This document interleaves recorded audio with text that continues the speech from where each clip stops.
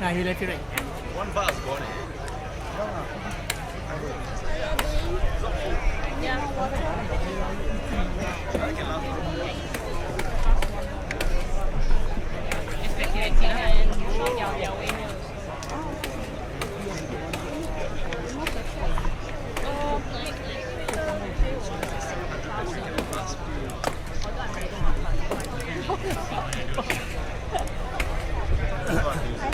Just sit on the chair.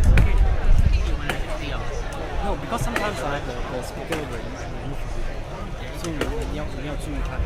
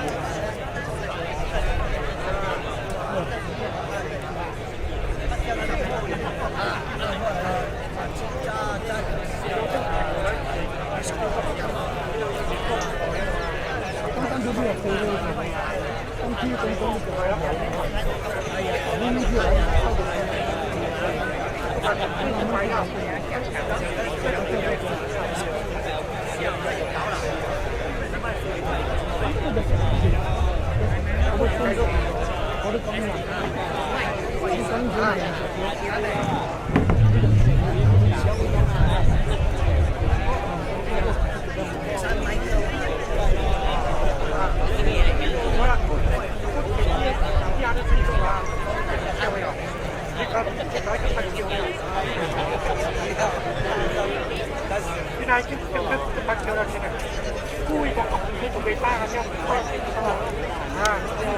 no thank you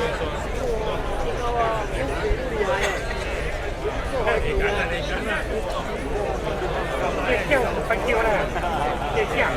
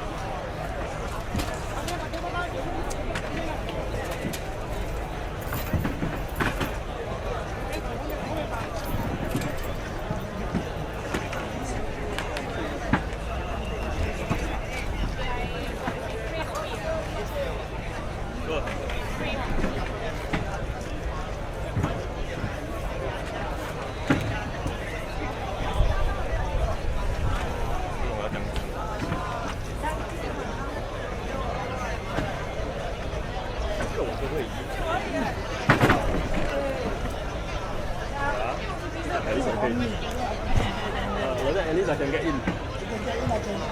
Yeah. Okay. Okay.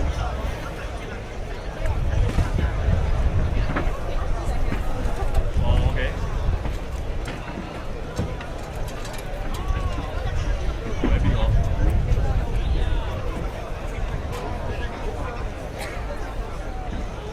Now go closer and wider.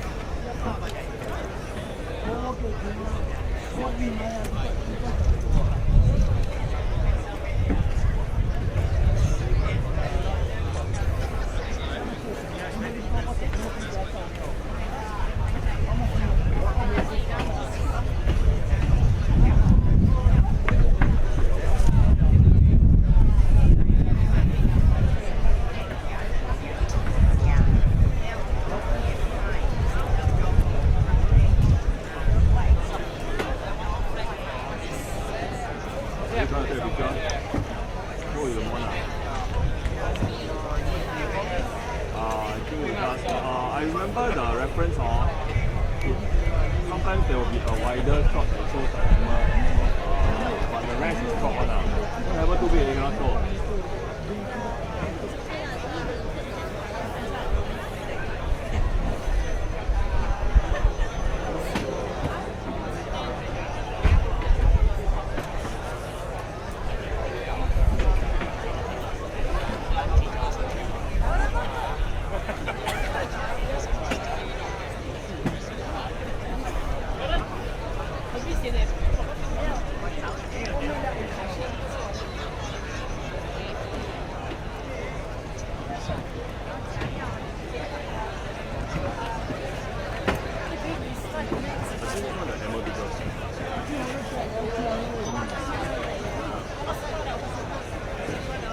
is definitely wider. If you were to drop into this size, you will lose the hammer.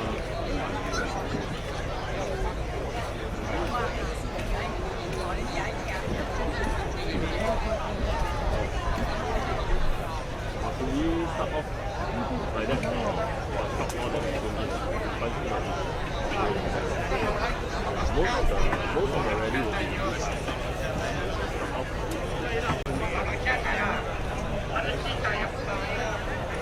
We are allowed to do money because we are not allowed to go with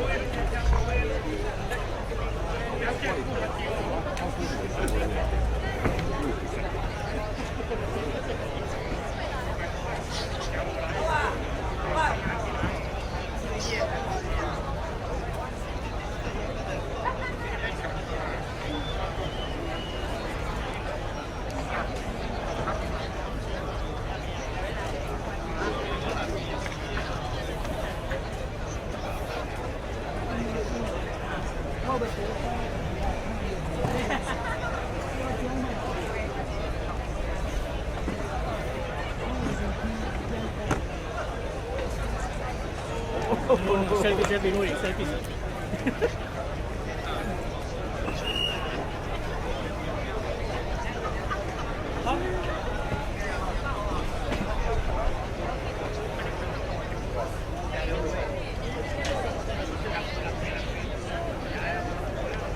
You can see the image.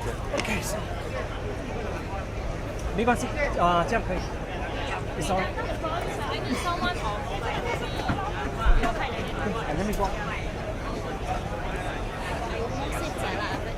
The ratio. I know it's like then I like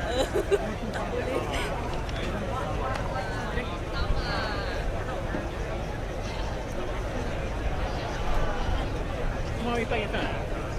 It's like that.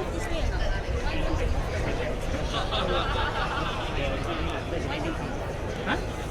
The backdrop or the podium? The barricade. Huh? Wow, would be great. Check.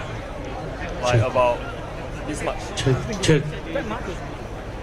Check. Yeah. Check. Camera will move again, huh? Check.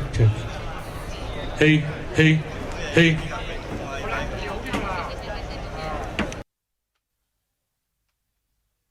Check. Okay.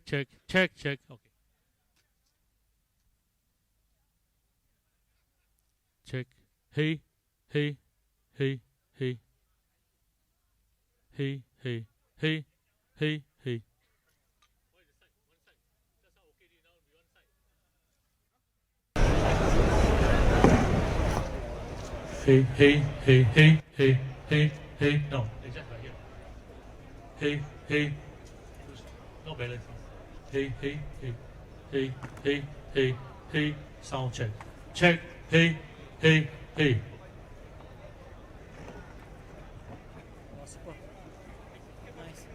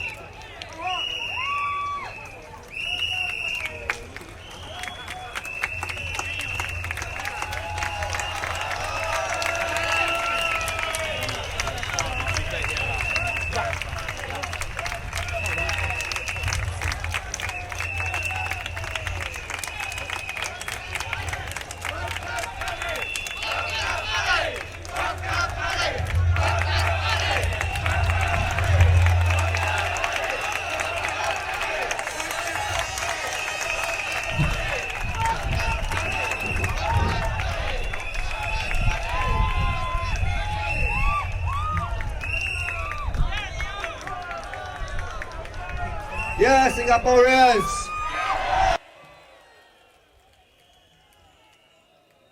Nearer.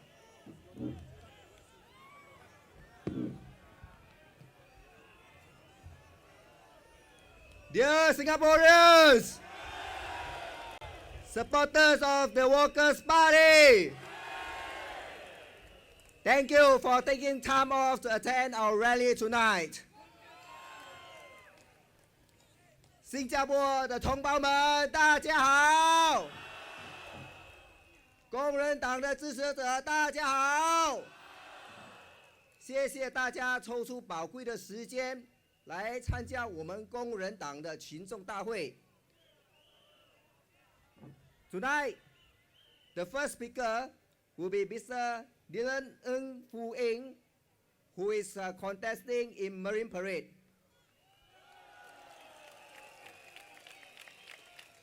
我们今晚的第一位候选人是黄福荣先生，他是代表工人党出征马林百列集选区的。我们欢迎黄福荣。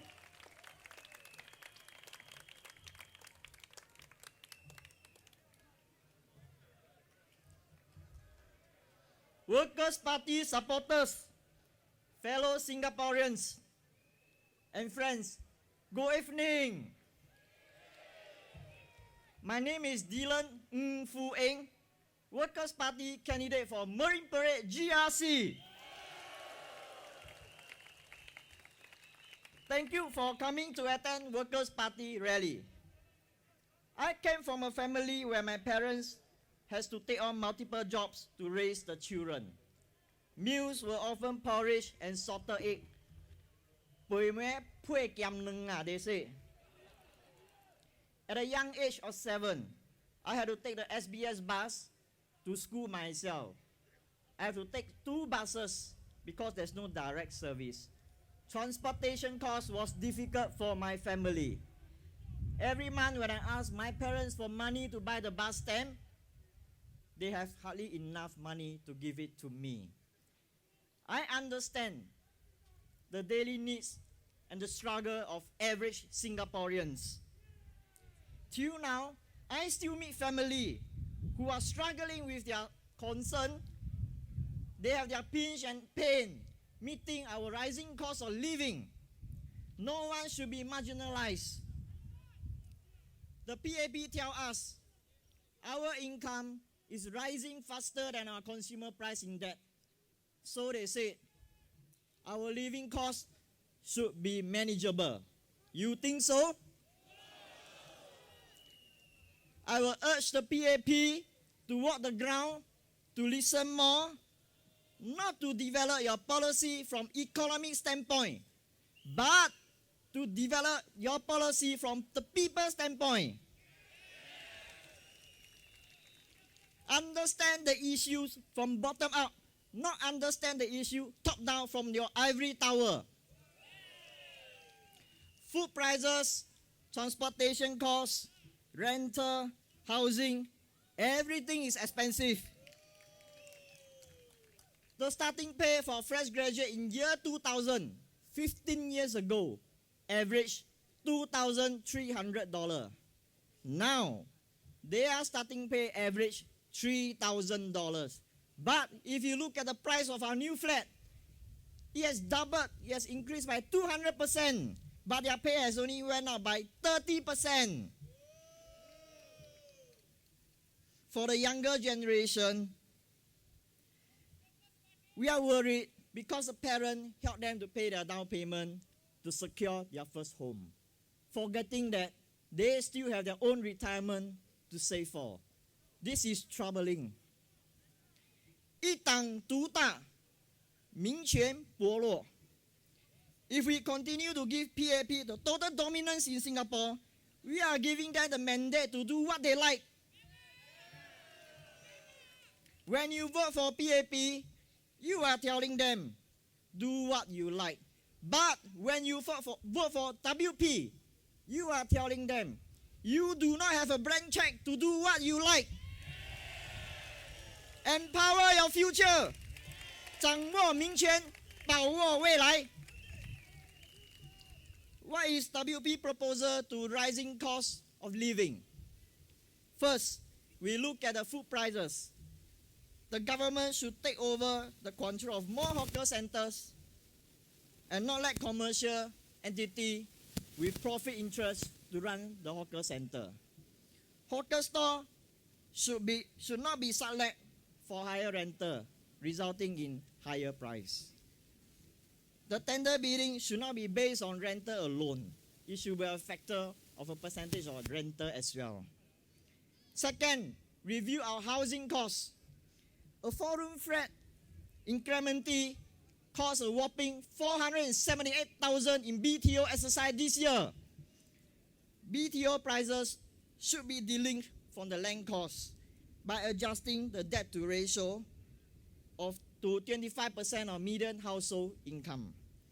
There should be discount for applicants of 2-room and 3-room applicants to adhere to debt service ratio of 10 and 20% respectively. Third, transportation.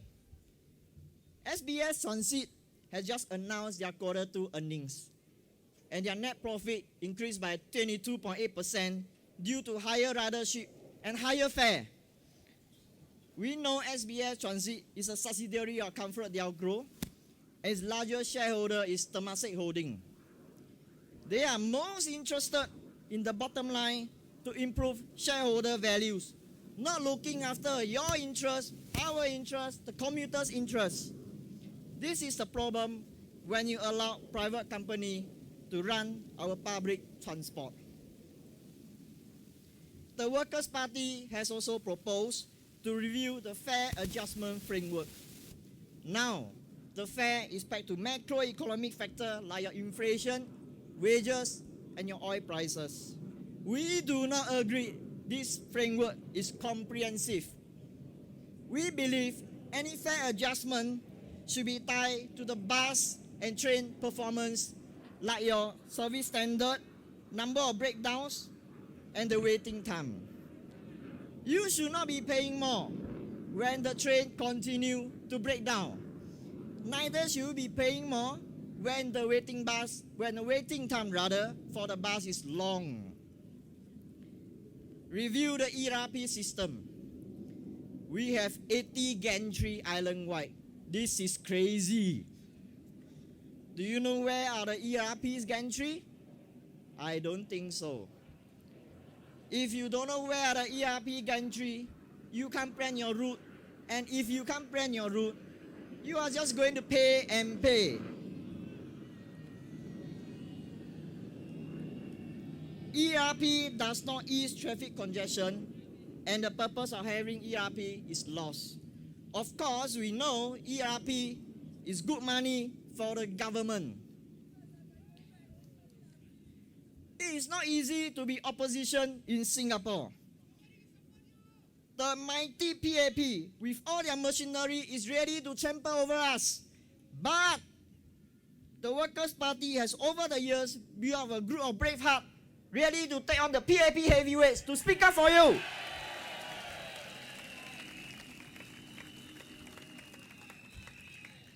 Singapore is not a country just for the rich and the elites. This country belongs to all average Singaporeans like you and me. No one should be marginalized. Act now to make a difference. Act now for a better generation. The futures of Singapore is for you to decide. Not anyone, not even the PAP. The power to decide is in your hand. Come September 11, you have one chance, just one chance. Vote Workers' Party. Empower your future. Thank you.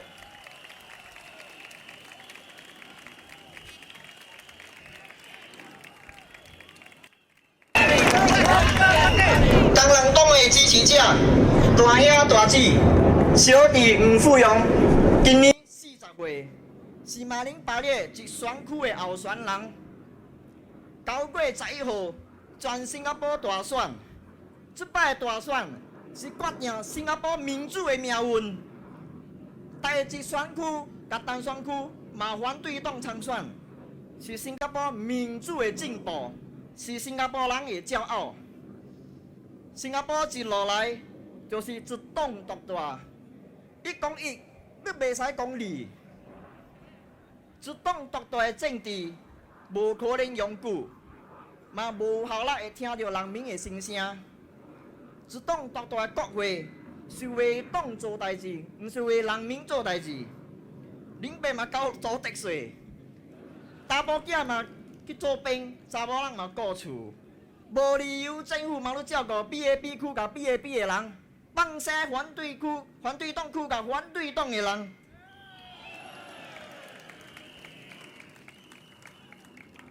新加坡的百姓的福利是政府的责任。即阵我人看到的是，投 BAB 的人是政府的大某，投反对党的人是政府的小某。我人爱知影，反对的人嘛是爱国的人，政府安怎做是真责任的。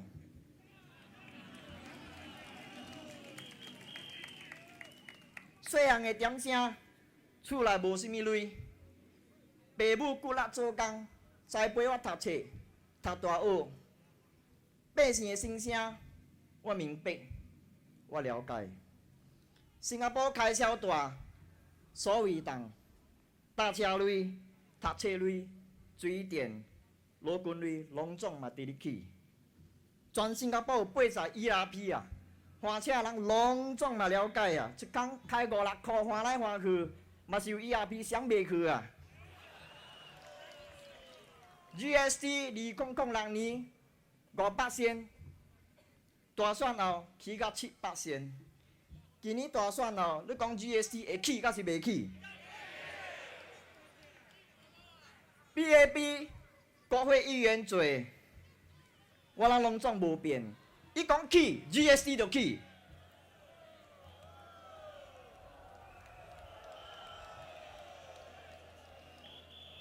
希望你投工人党一票，入国会用铁腿甲卡一下啊！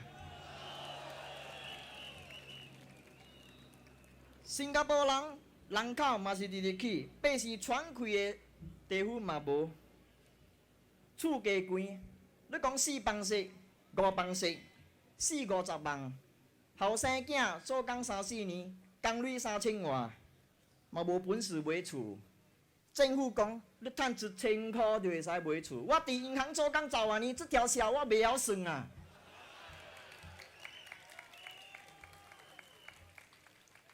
新加坡的政府看钱，无看人情。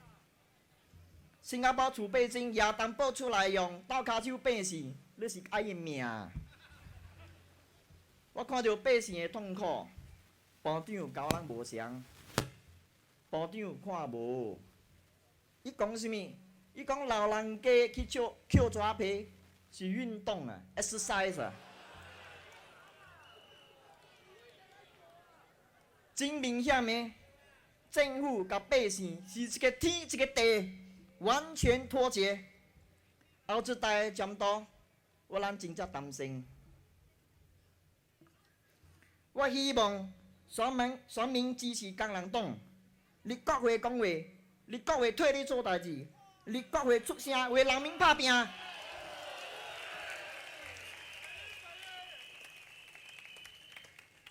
为着我咱的囝儿，为着我咱后一代，投工人党一票，你的票将把工人党送进国会，打造一个有制衡的国会，为民主打响第一炮。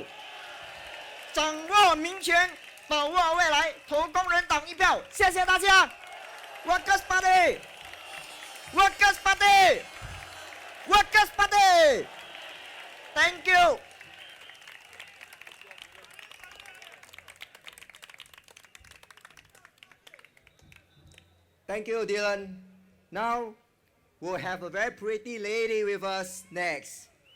Her name is Cheryl Denise Lo Siu-Wen, who will be contesting in Nisun GRC. 接下来的候选人是罗秀文小姐，她将挑战义顺集选区。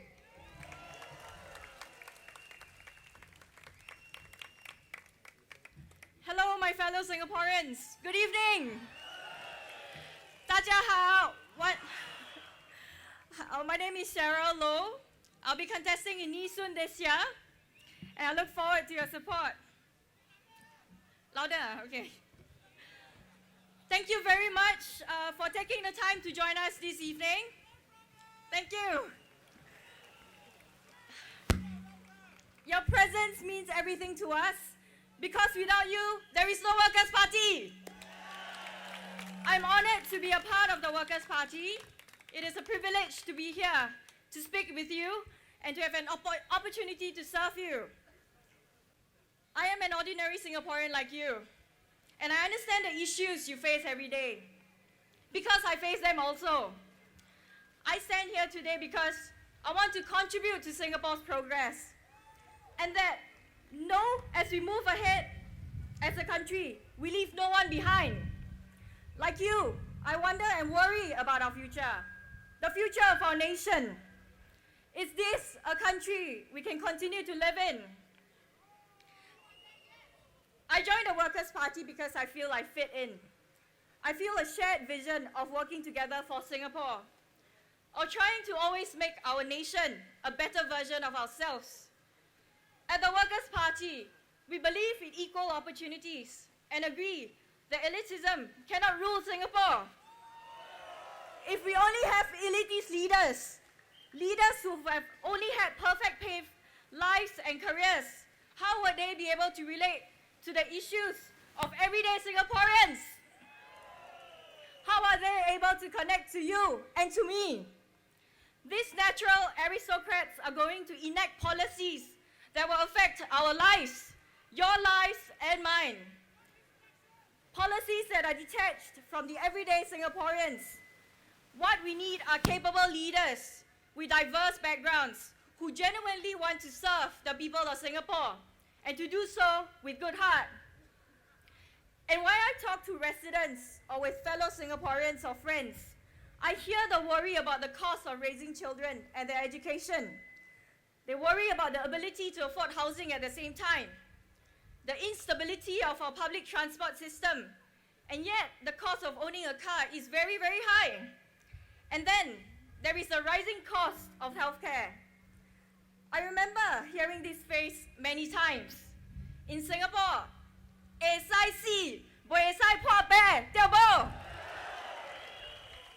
sounds funny, but it is also very sad. Worst of all, it is true. Is this what Singapore has become? The third richest country in the world on per capita terms, but everyday Singaporeans who call this nation home are unable to afford living here. Whatever difficulties you're facing, we are facing them daily too. Singaporeans want their issues to be heard and to be represented. Many voters have shared with me that they are not happy with the PAP. They find it tough to live in Singapore.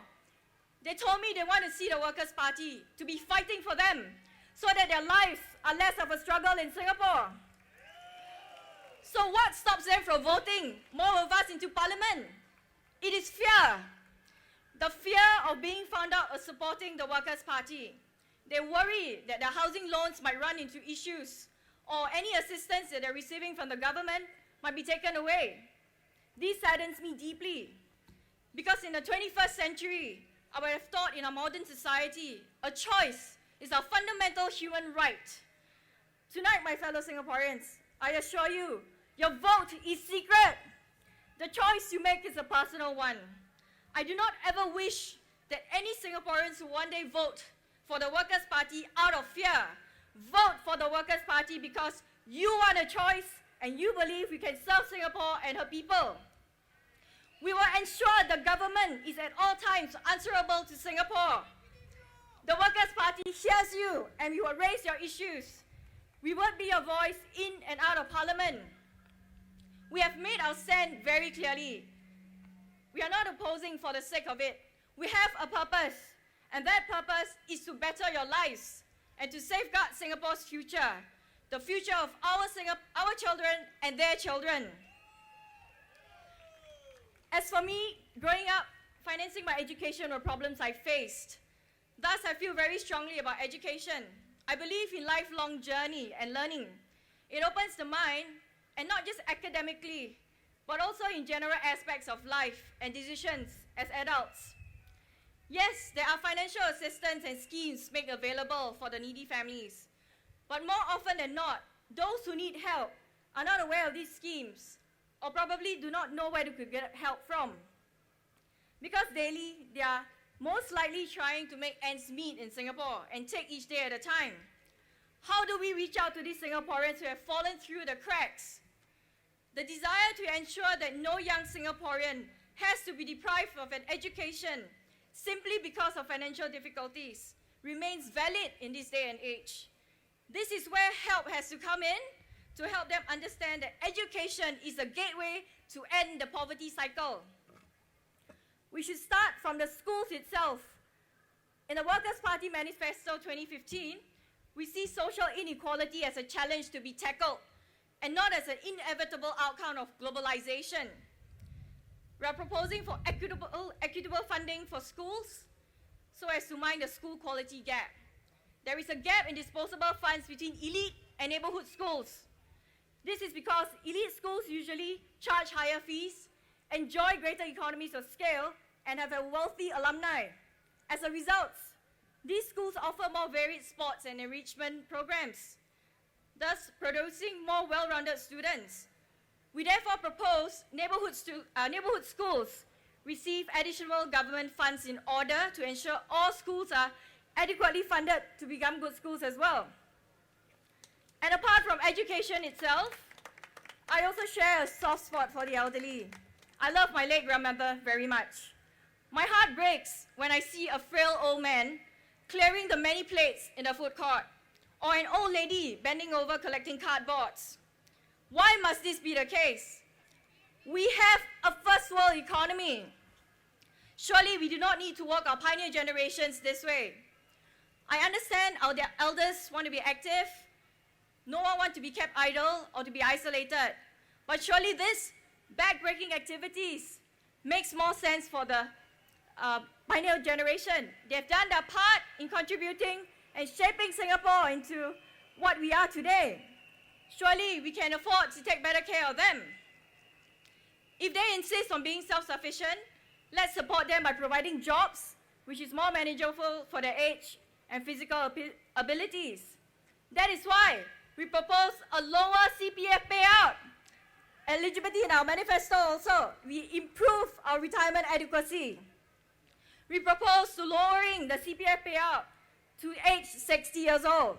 This will give CPF members the option to start receiving CPF monthly payouts earlier if they need to, instead of having to wait till age 65. The payout eligibility age should be linked from the retirement age and the re-employment age as well. This will provide members with more assurance of what they're wanting to do with their money, regardless of their employment status. CPF should allow members to choose the age of the withdrawal so that they can continue to earn interest on their savings and a higher monthly payout at the later withdrawal date. Lastly, I would like to share with you, in July this year, Dr. Ng Yen Hian was interviewed by the Straits Times. Do you know what he said? He said the general elections in 2011 was a rough patch for the PAP. He admitted that the relationship between Singaporeans and the PAP was like that of an old married couple, where you take each other for granted. Why so? Because they lost the Aljunied group representation constituency for the first time to the Workers' Party. And the national vote share hit a low of 60.1%, down from about 6 percentage points from the 2006 general elections. The PAP only took its policies and relationship with Singaporeans after the general elections 2011. The Workers' Party do not claim credit for the changes, but rather the fact that you Singaporeans put the Workers' Party into Parliament was what jolted the PAP into action, bringing them down from their high horses and to come down to the ground to listen to you. This is clear evidence that it is crucial to have a credible opposition party in Parliament so that Singaporeans are heard. Otherwise, what will motivate them to consult and listen to Singaporeans at all? So, my dear fellow Singaporeans, empower your future and vote for the Workers' Party. Thank you.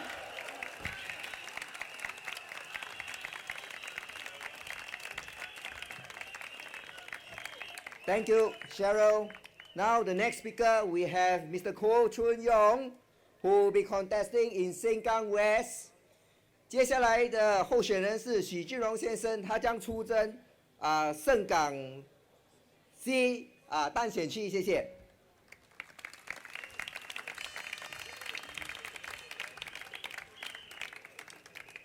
Good evening, fellow Singaporeans. My name is Ko Chung Yong, and I am the Workers' Party candidate for Sengkang West. On polling night in 2011, I said these words on stage. I stay in Sengkang, and I will stay in Sengkang. And in the next 5 years, I want to make more friends in Sengkang West. And if Sengkang West still exists, I will come back and I want to stand in Sengkang West again. That was in 2011. And today, I am proud to tell you here, I kept my promise.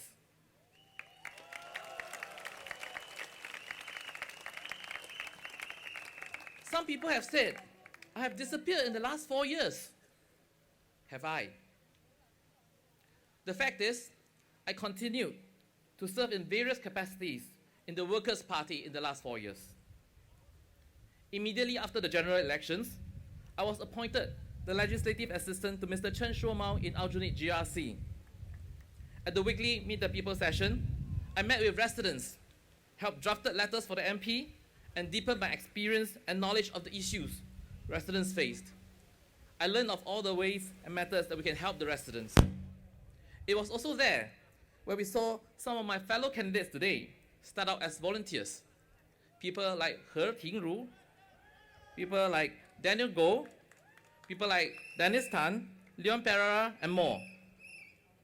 At the grassroots events, I work with a committee to organize events like the festive celebrations, during tours, and National Day dinner. In 2014, Mr. Peng Eng Huat asked me to be his legislative assistant in Hougang. The tasks were the same, but the challenges were different. I continued to put in my best efforts in the Meet the People sessions and the grassroots and serve the residents of Hougang. So, no, I did not disappear in the last 4 years. If anything, I have worked harder since 2011.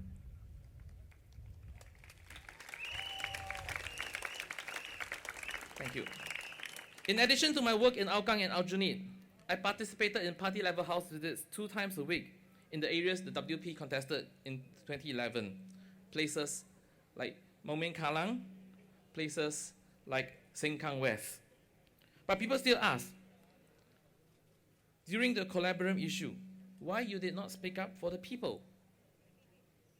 Well, I received a number of emails and suggestions that I should be speaking out on the matter. My answer is, I respected the choices of the people then. I respected their vote. And so, the elected MP should deal with the issue because the people then elected him to represent them. I was not elected to represent them, so I did not add fuel to the fire when the going gets tough for the elected MP. I did not have any online posturing, and nor did I have any midnight poison letters.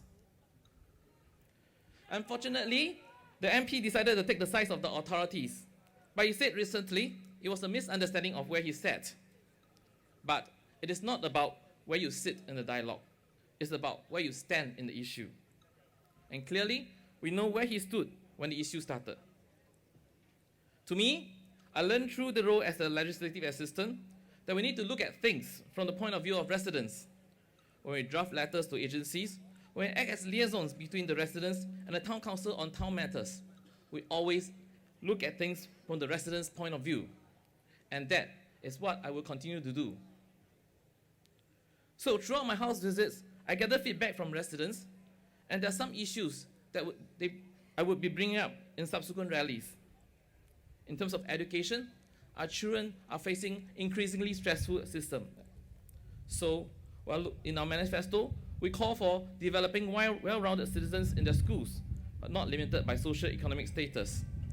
The schools should encourage excellence of different kinds and develop love for lifelong learning. The students should be guided to realize their dreams. We should mind the school quality gap, to level up the resources available to schools, to allocate teaching resources to provide equal opportunities for all.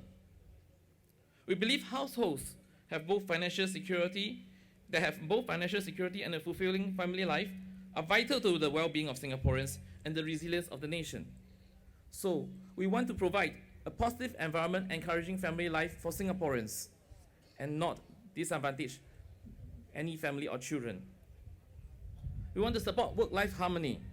Singaporeans should be empowered to work with their employers to achieve work-life harmony without having to worry about the job. We want to encourage vibrant heartland towns. We want to revive the HDB shophouses, revive the hawker centres, revive the convenience stores at the void decks. We should promote the use of renewable energy, development of cycling and walking towns. We should promote local and urban farming and local food marketing to leverage the local economies of the HDB heartland. So voters of Workers' Party, I seek your support to give me the opportunity to serve the people and bring up these issues and more in Parliament. My name is Koh Chung Yong and I'm the Workers' Party candidate for Sengkang West.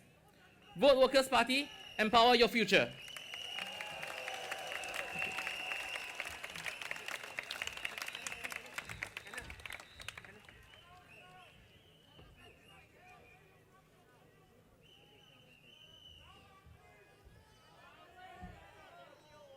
Supporters of Workers' Party 聽有無？過來一擺聽有無？ Thank you. Okay, the next speaker that we have for you is Mr. Dennis Tan Lip Fong, who is the candidate for Fengshan SMC. 下一位候选人是陈立峰先生。 他将出战凤山单选区，谢谢。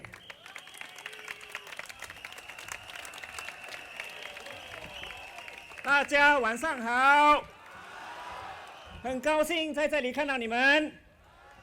A very good evening to all residents, all voters of Fengshan SMC, and all fellow Singaporeans. My name is Dennis Tan Lip Fong. I am the Workers' Party candidate for Fengshan. I will first speak in Hokkien and then in Mandarin before I speak in English. 各位凤山區的選民，大家好，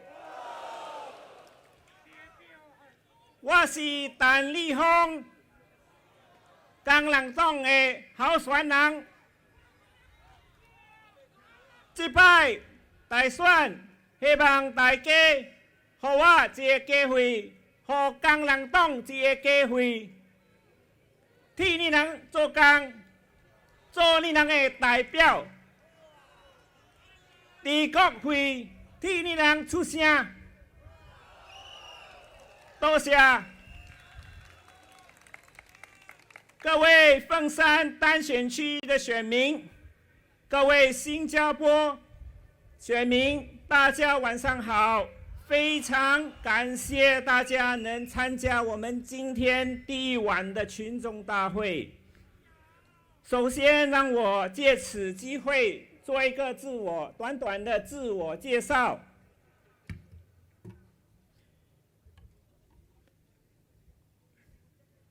我的職業是律師。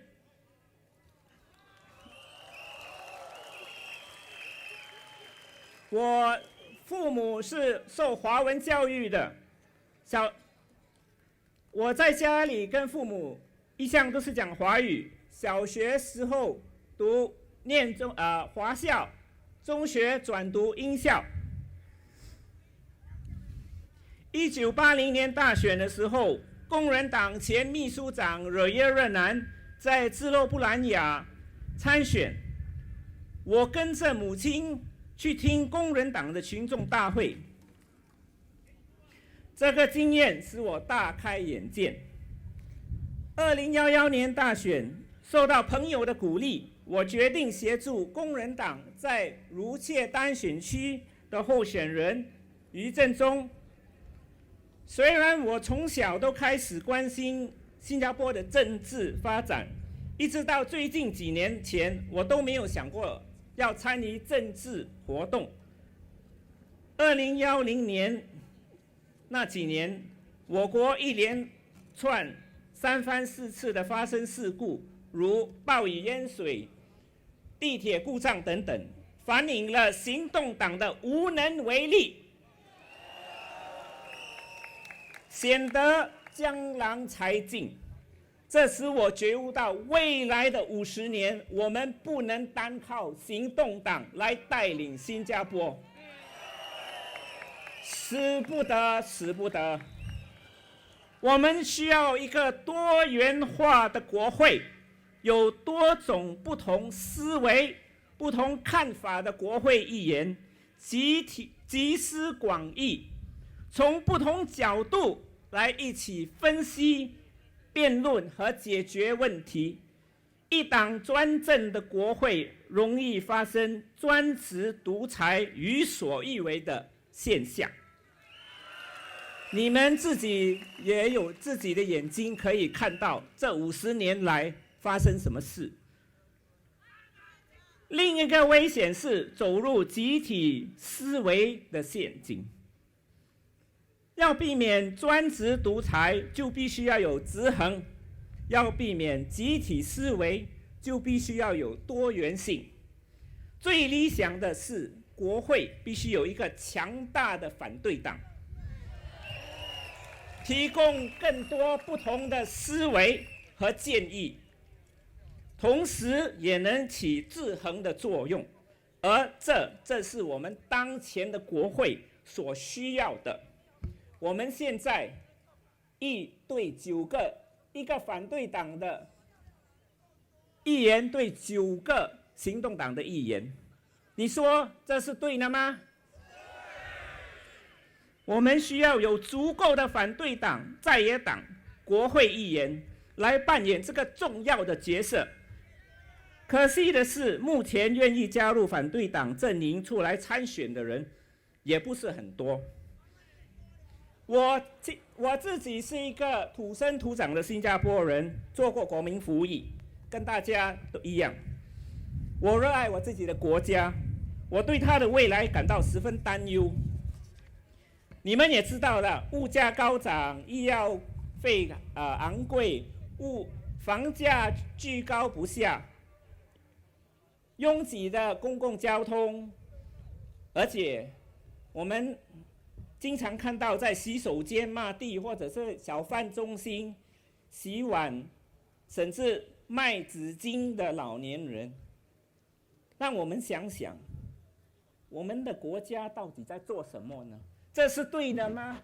我小时候都没有看过这种情景。我们的国家是不是越繁荣，这些问题关系到我们国家的未来，也关系到我们子孙后代的未来。我就是想了这些问题，我就决定说我自己也要出一份力量，所以我决定了参加工人党，出我这小一份的力量。我只是一个平凡人，大家每个人出一小份的力量，积少成多，这就是人民的力量。我希望凤山选民可以给工人党一个机会，在凤山为你们服务。如果当选，我将尽我所能为居民服务，成为你们在国会的那一把声音。我将以我工人党的同事对政府法案和政策问题发表建设性的意见，我将不会为了反对而反对。各位凤山的选民，请投工人党一票，掌握民权，把握未来。Dear voters of Fengshan SMC, just for tonight, I'll give you a brief introduction of myself so you know who I am. I'm a shipping lawyer running my own little small law firm, which I co-founded 10 years ago. I spent my early years in Jurong and Telok Blangah, and I moved to Marine Parade during my secondary school years, and have been living in the East Coast area in the since the 1980s. When I was 10, I followed my mother to my first Workers' Party rally, which took place in the car park near where I live. I heard Mr. JBJ speaking for the first time. Politically, it opened my eyes. Since then, I have attended many Workers' Party rallies over the years, through all the tumultuous times of my beloved party. And also in the process, growing up as a student, I developed an intense interest reading about politics, history, and also I enjoy reading political biographies. Why did I join the Workers' Party? In the years leading up to GE 2011, I was, like many Singaporeans, unhappy with the policies, worried about where this country is going, and feeling strongly, and I still do feel strongly, that the government, the ruling party, has lost its way. I felt in 2011, and now even more, I felt that the PAP, we cannot rely on PAP alone in the next 50 years. It's going to get more complicated. There must be a better contest of ideas. The people, that is yourself, must dictate where this country is going, not the government telling you what is good for you. This cannot be a parent and children relationship. You are the shareholders of this country. You are the owners of this country. You tell the government what to do, not the other way around.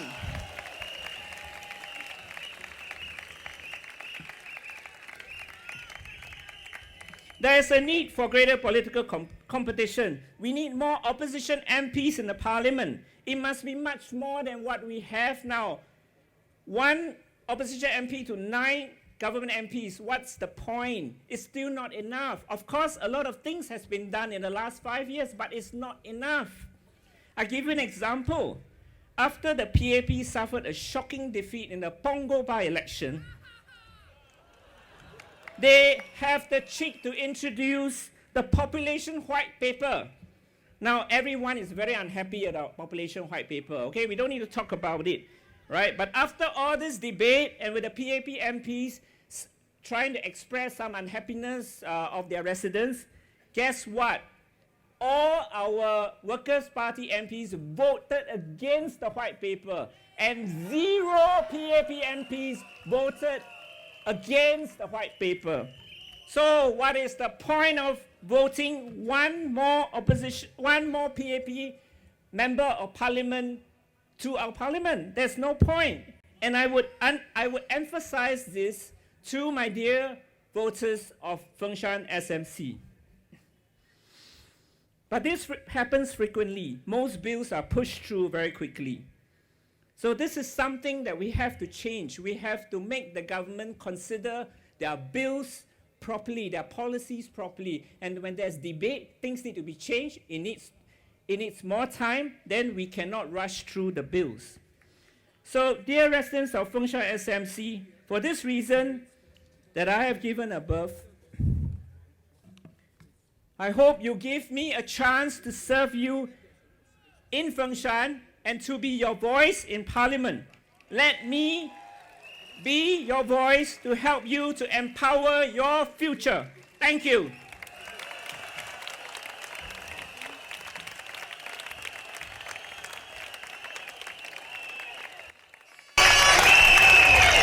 Thank you, Dennis. Next, we have Mr. Daniel Goh, the candidate for East Coast GRC. 接下来的演讲者是候选人是出征东海岸的吴佩松，其实是副教授吧？来。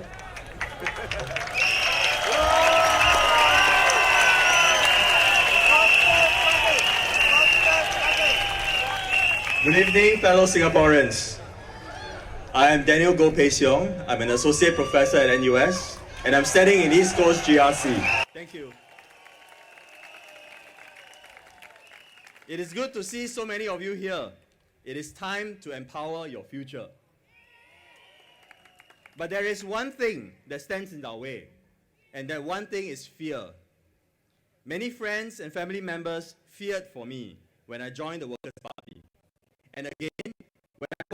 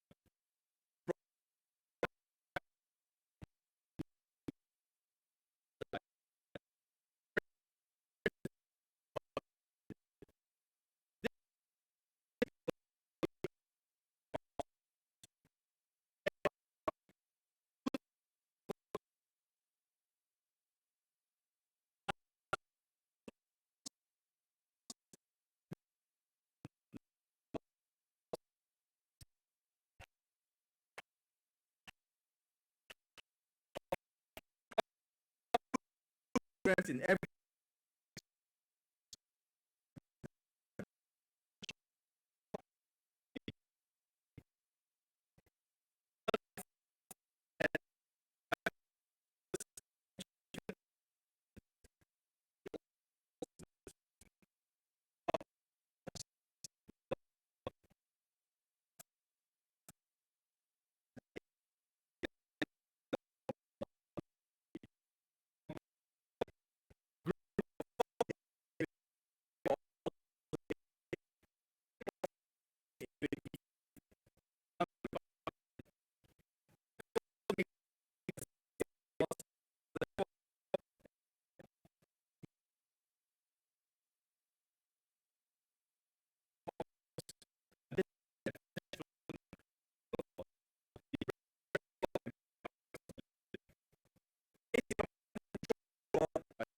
and are treading just to see.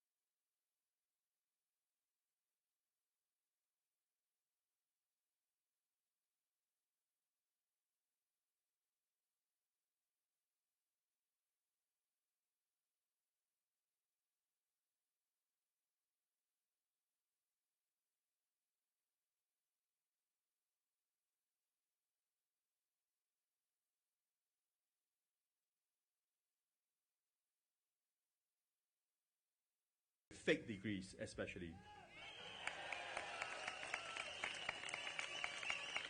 We therefore propose All employment pass and S-pass applicants with university degrees and diplomas earned outside Singapore must have their degrees checked by an expert education consultancy and submitted to the government. Okay, let me talk about Kiakui, the last one. You can see how the PAP has reacted like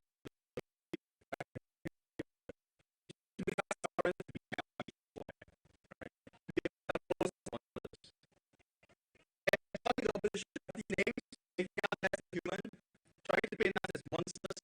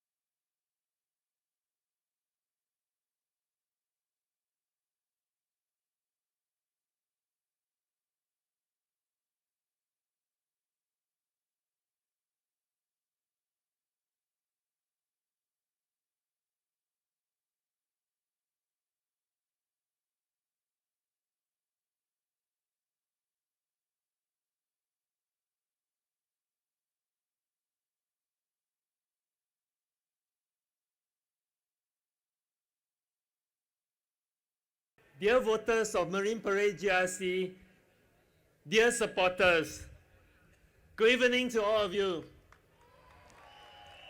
Thank you for coming by the thousands, by the tens of thousands to show us your encouragement. 4.5 years ago, I started on a journey with the Workers' Party. Voters of Juchet SMC gave me a very strong support. Even though I was then a very new politician, I'm very grateful today for this support. I was greatly encouraged by your support. It motivated me to work hard. I became a non-constituency member of parliament. I have raised many issues in parliament in the 4 years of term, in areas such as business, environment, early childhood, finance, and many more. My colleagues and I have raised this issue in parliament in a manner that the Workers' Party believe very strongly in, which is to be rational, respectable, and responsible. On the ground, I made many visits back to the SMC, almost on a weekly basis. I've gotten to know many more residents. Now, ESM Go and Minister Tan Chuan Jin has said that the Workers' Party is like a rooster, claiming credit that the sun rises each morning because it crows. Actually, they're all mistaken. The rooster does not crow to make the sun rise. It crows every morning because it is morning and it's time to wake up.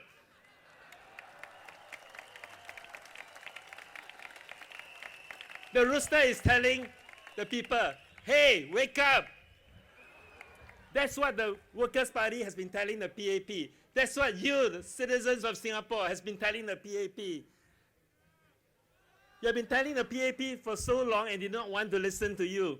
You have told them that the transport system needed fixing, that letting it being run by private companies as a duopoly was a big mistake. They did not want to listen. You told them that the prices of new flats have gone crazily high beyond what young Singaporeans could afford. You told them that you cannot peg new flat prices to the resale market, and that there were simply not enough flats to cope with all the people that they're bringing in. But they did not want to listen. Life was too good for them, at least for them. Why change the system? There may be a Swiss standard of living for some, but not for many. In the words of former PAP MP Mr. Inderjit Singh, who has said in February 2013, and I quote, "We can safely say that we have failed to achieve the goal set by the then Prime Minister Goh Chok Tong of a Swiss standard of living for most Singaporeans, as set for the higher income Singaporeans, including foreigners who just recently decided to make Singapore their home," unquote. You, the brave voters of Singapore, gave them a big wake-up call in 2011 when for the first time a GRC, the Aljunied GRC, was lost by the PAP. Hey, wake up! You have ignored us for too long, you told them. Wake up from your sleep and go and get the system fixed. Then they started to listen. In G 2011, when it was announced that I had lost the elections for Joo Chiat SMC narrowly, I gave a thank you speech on stage. It was a very difficult speech to make. I then wished Charles Chong well and even asked the residents to support him in his work there as the elected MP. But I said, keep Joo Chiat and I will be back.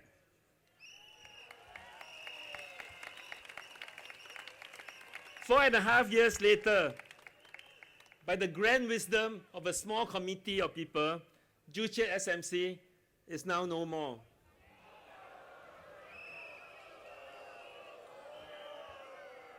A wise elder statesman recently said that oppositions are like nomads, looking for territories to contest at every election. Well, sir, I am no nomad. You did not keep Joo Chiat SMC, but hey, never mind, I'm still here. In the past 4 years, besides visits within the Joo Chiat SMC, sometimes I venture into the areas around the SMCs, such as the original Joo Chiat, which they took out, to Chai Chee, to Kembangan, to Ubi, to Eunos. And guess what the people are saying to us? Some are confused as to which constituency they now are in. Some have been in the SMC before, some have been in the Aljunied GRC, some were in East Coast GRC, some are in GRCs that no longer exist. So some people describe themselves as nomads, shifting constituencies at general elections without ever moving from their own houses. So on 24th July, when the new electoral boundaries were out and Joo Chiat SMC was removed, I have to admit that I was initially quite lost, at least for the first few hours, about where I should be. Then I remember some valuable lessons I learned when I was young. That if somebody pushes you around, you should stand up to the bully. You should take the fight back to them. Otherwise, the bully will keep doing that to you over and over again. And more importantly, I believe that we are first and foremost Singaporeans who love our country. We all want a better future, not just for ourselves, but also for our future generations, regardless of which constituencies we are in. And I know that we can form a very passionate and good team to serve Marine Parade residents. My team and I are here today ready to serve Marine Parade residents.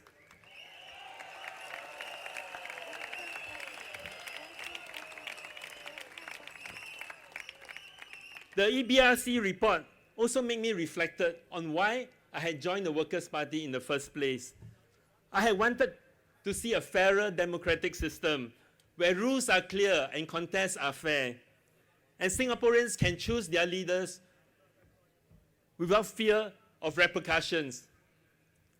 I wanted to see stronger alternatives being developed because I think it's very dangerous to leave it to only one so-called A team. I strongly believe that Singaporeans are talented. Yes, we are talented. We are more talented than the PAP thinks that we are. There is enough for more than one A team, and we can all benefit from a contest of ideas. I did not have to look far for the passionate team members that I wanted. They were right along with us, right in our midst, serving alongside with many of the volunteers. Now I want to first introduce you to Mr. Terence Tan.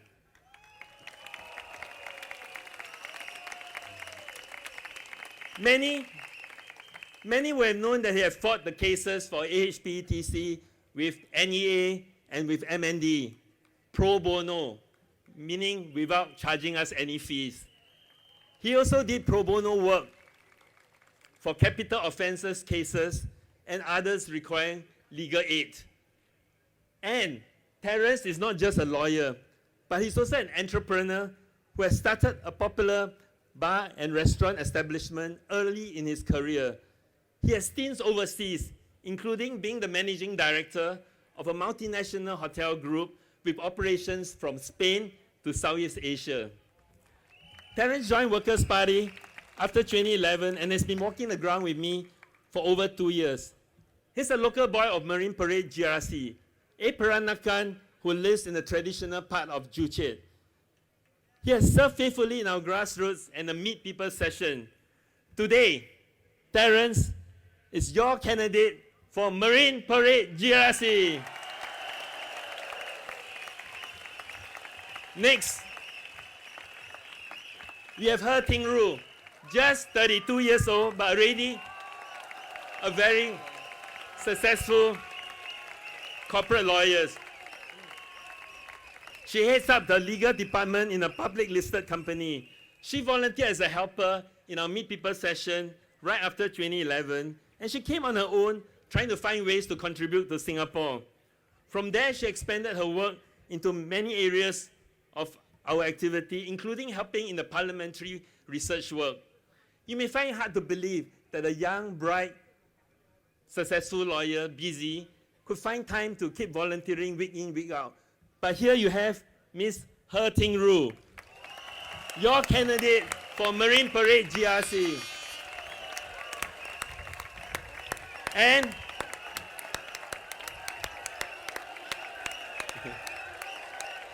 right in the heart,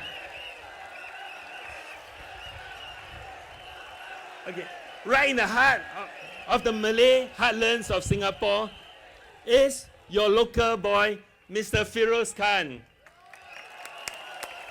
He was from the party since 2006, but his service was disrupted when he went to UK with his family, where he started a successful chocolate factory.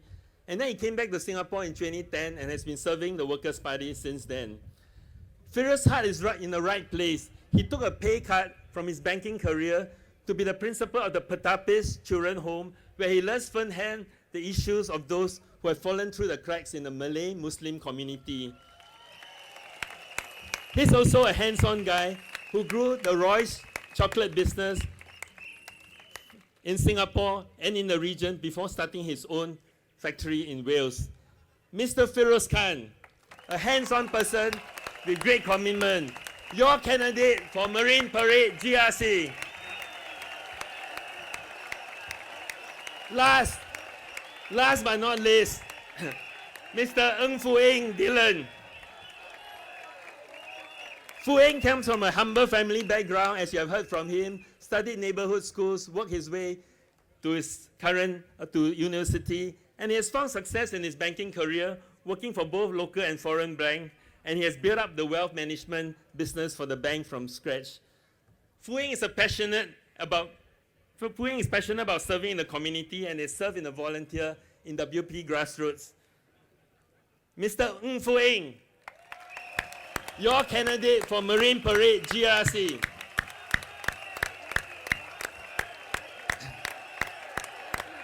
Okay.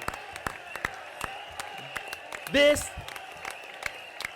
fellow Singaporeans, this is a team that is part of the renewal story of the Workers' Party. A team that is not afraid of the difficult task of taking on the PAP in what he considers as one of his strongest wards. Because we want to give you a credible alternative. We know it's going to be difficult and challenging, but we have the strength and we believe in all your support to carry us through. This, ladies and gentlemen, is Team Marine Blue because Marine should be blue, not white. Come September 11, vote the Workers' Party. Empower your future. Thank you.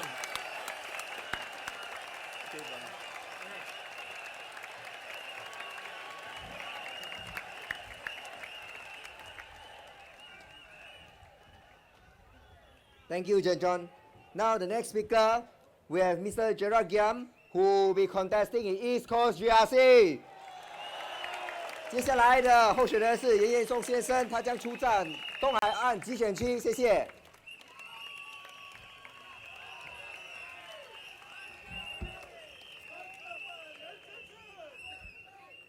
Residents of Hougang and from all corners of Singapore, especially East Coast GRC. Good evening. It's so wonderful to be back here to speak to you. Now, during my house visits to East Coast GRC, a few residents have asked me what the opposition can do for them in Parliament. Some think we have only a few elected MPs. We can't get laws changed or prevent bad laws from being passed. We can only make speeches and hope for the best. I believe that our value as an opposition party is not just about taking up more seats in Parliament, making speeches.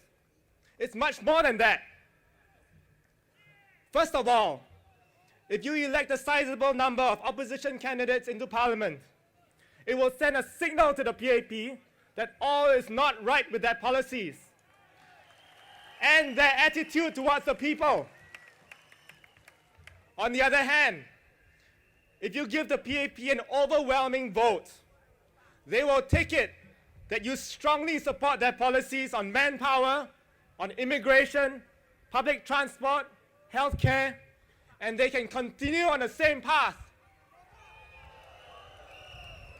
Second, once we have a critical mass of capable MPs in Parliament, we would have the resources, time, and manpower to scrutinize government policies more closely, propose better alternatives, and put pressure on the government to implement those policies. We need enough MPs to be able to effectively examine the work of over 16 ministries, 66 statutory boards, and many other government organizations. Third, by sending a good batch of Workers' Party candidates into Parliament, you are helping to build a stronger and more credible alternative party that can form a bulwark against an incompetent government that may arise in the future. No governing party lasts forever.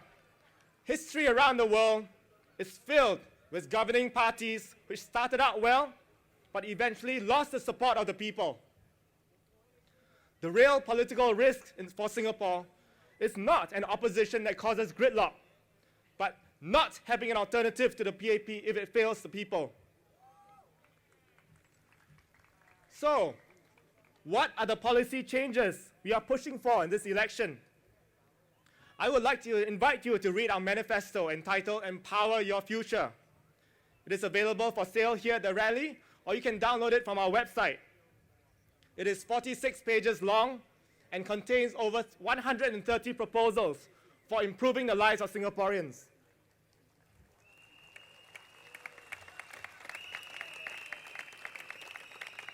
Today, I will talk about one major economic proposal in our manifesto, the introduction of a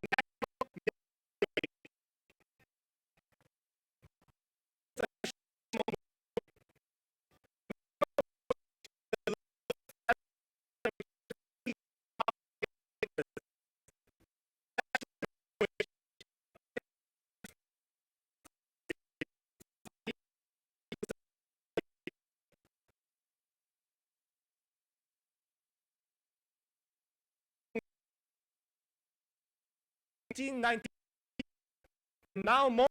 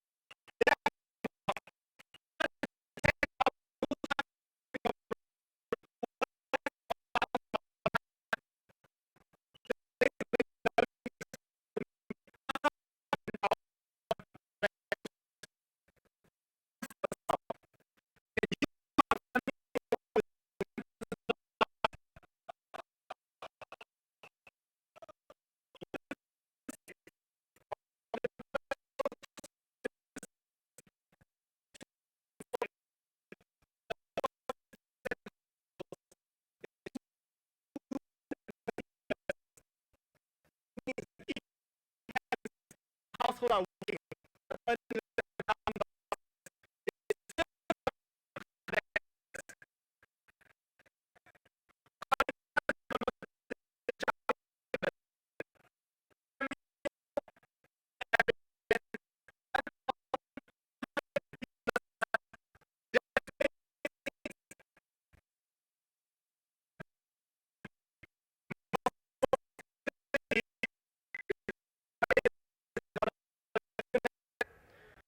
Unreal.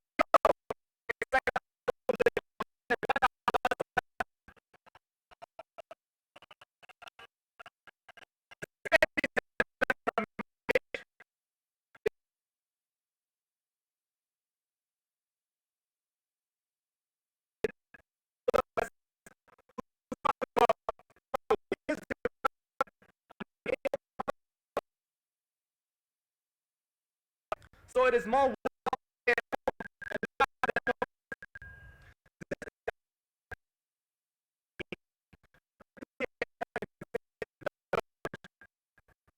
if we can encourage people to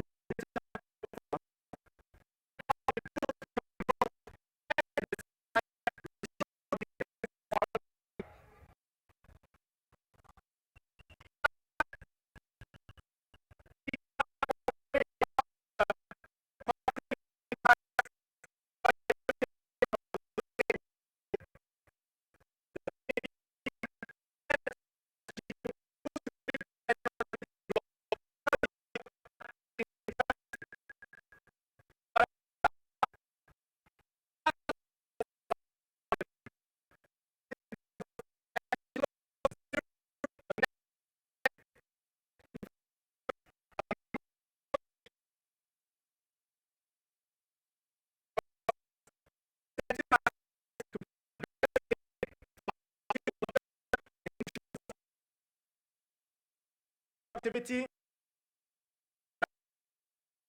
to match our reasons for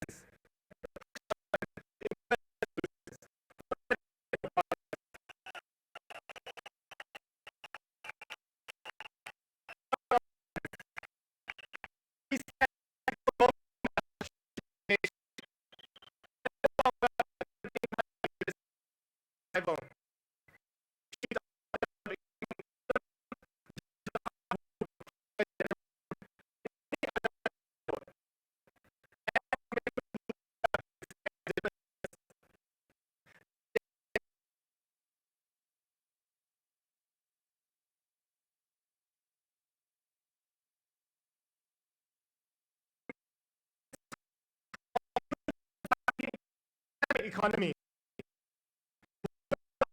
Has and always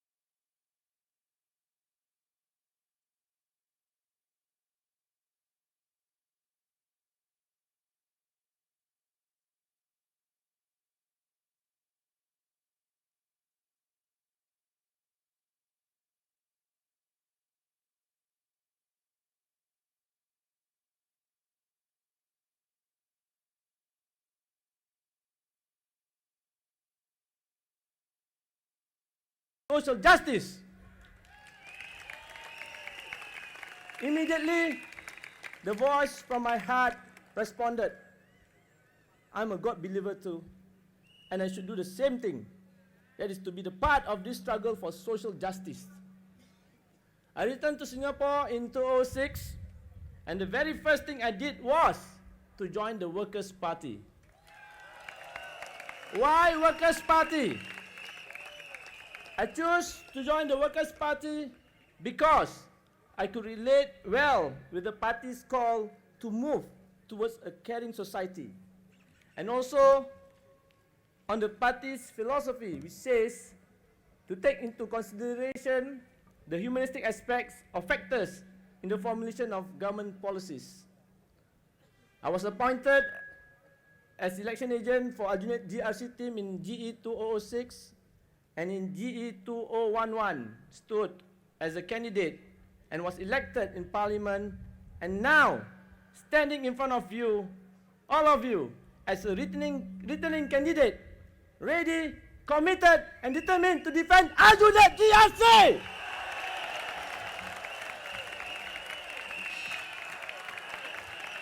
Back in 2006, apart from the huge steps in joining WP, I also managed to secure a job as a councillor in one of the voluntary welfare organizations.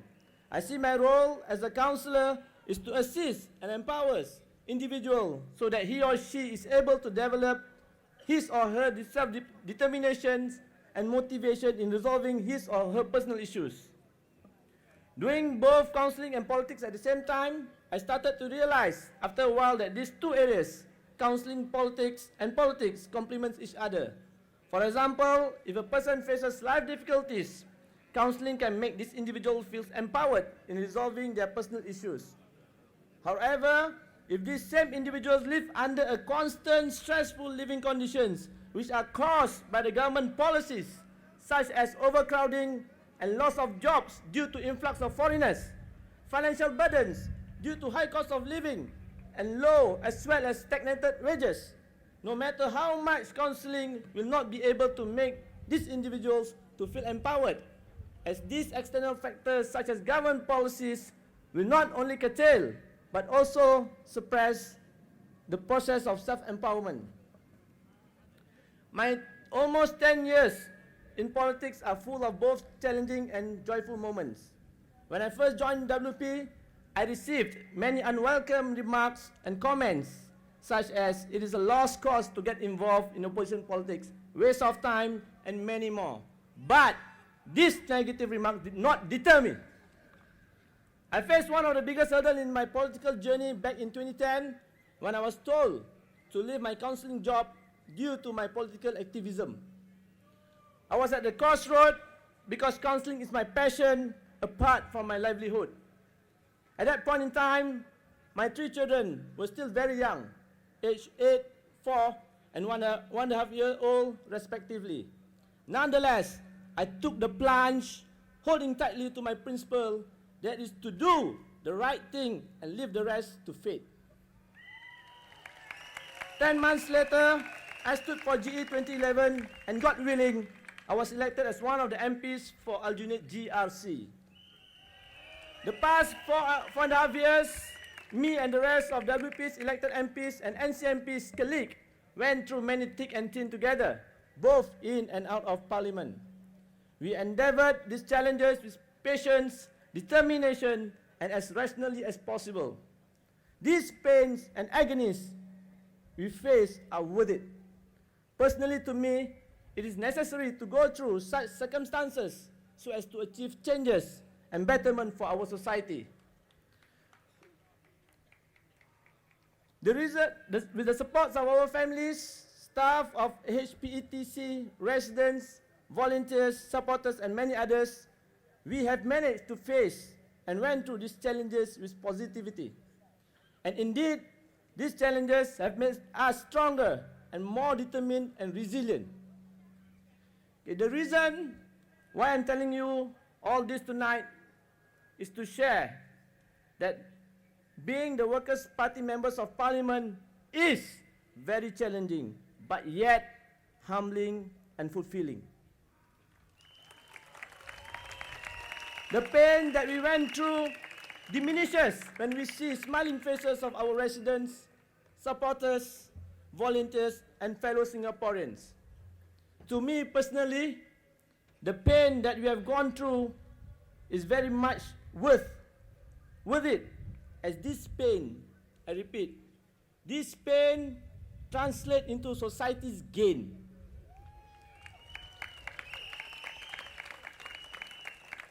Our pain is your gain. And I believe that all my 27 party colleagues on this stage are now most willing to absorb the pains for the sake of our society gains. Tonight, being the first rally for GE 2015 campaign, I would like to make a very important call, a crucial call to you, my fellow Singaporeans. The call to bring good to our nation, the call to make the change, the call to empower your future. Come September 11, vote for the Workers' Party!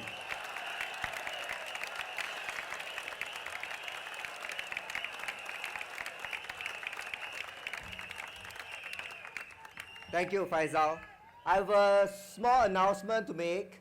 For people who cannot hear very clearly, please move to the center of the field. 那听不到的人，请往中间移，谢谢。Now， 中间移，听不到的人，请往中间移。做個冰兒郎，你嚟在是不是要 squeeze？Let's squeeze。喂。Okay, next we have a speaker. She is Miss Li Lian, candidate for Punggol East. 接下来我们的下一位候选人是李丽莲小姐，谢谢。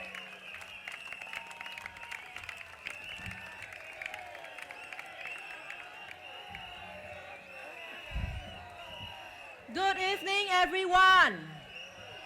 My name is Li Lian, the Workers' Party candidate for Punggol East SMC. Thank you for coming tonight. I'm very heartened to see so many of you here today on the first night of our rallies. How time flies. I remember standing here in 2011. There have been many, many firsts in the last 4 years for me. In 2011, I contested an election for the first time under the Workers' Party. In 2013, I contested in my first by-election, and I became an MP for the first time. Thank you to the voters of Punggol East for giving me the mandate to represent them in Parliament. Thank you. I made my maiden speech in Parliament, voted on bills, debated the budget, all for the first time. I also had my first child. And now, I am standing for elections for the third time in 4 years. Wow! It has been quite an experience, but I'm very glad to be back here again.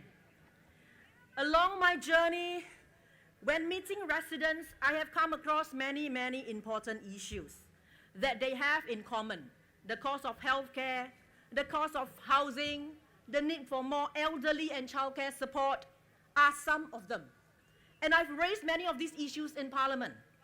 At the same time, on occasions I've met individuals with challenges that fewer people understand and can relate to. People such as caregivers and Singaporeans with foreign spouses. These are groups of Singaporeans that I've kept close to my heart. They often struggle in silence. They are often judged and have few people to turn to. People like them are often overlooked by the policies we have in place today. Yes, Singapore has achieved much over the last 50 years. We are lucky and privileged to live in the country we do today. But with this good life, one thing is missing: empathy. Empathy for the underprivileged, the ones who fall through the cracks. Empathy when policies are being made because the government is overly focused on numbers and end result. Our current leaders lack empathy. Over the years, we met a number of residents, often male and earning lower incomes. Their wives are foreigners, and they are unable to qualify for long-term visit passes. They are often issued short-term passes instead, which require them to come in and out of the country. Situations for these families are often very sad. Many of these foreign spouses are female and they have Singaporean children. There is no guarantee that the foreign spouse will be granted an extension of their visa. Imagine the stress on these families and the anxieties of young children who have to shuttle in and out of the country or face constant separation from their mothers who are on short-term pass. These families are unable to plan a stable life together long-term, given the constant disruption and unknown outcomes. I remember speaking to a resident in Punggol East who lamented that he is not able to get his wife a long-term visit pass. He asked me, "Is the government forcing me to leave the country with my wife and children just because I am not highly educated?"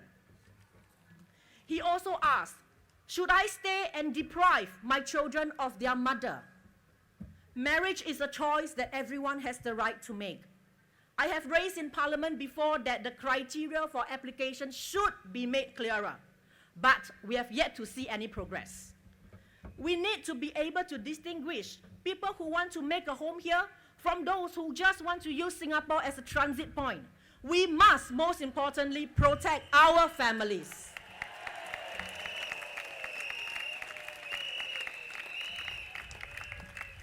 Another group of Singaporeans that are often forgotten are our caregivers.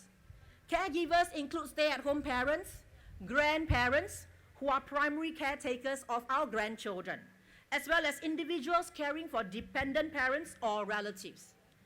Being a caregiver is a full-time job. There are physical and emotional challenges as well as financial ones. Many caregivers are unable to work due to their responsibilities. Almost half of around 200,000 of them in Singapore are unemployed today. The government today offers tax relief in the form of parent relief, handicap dependent relief, and grandparents caregiver relief. But these reliefs are regressive in nature. People with lower incomes benefit less from tax relief. This does not make sense as the lower income caregivers are most in need of financial support.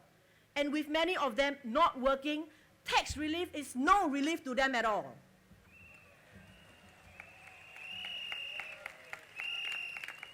I have spoken in Parliament again about providing more financial assistance, subsidies, or CPF contributions to this group, and I will continue to speak for them if I can have the mandate to be elected back in Parliament again.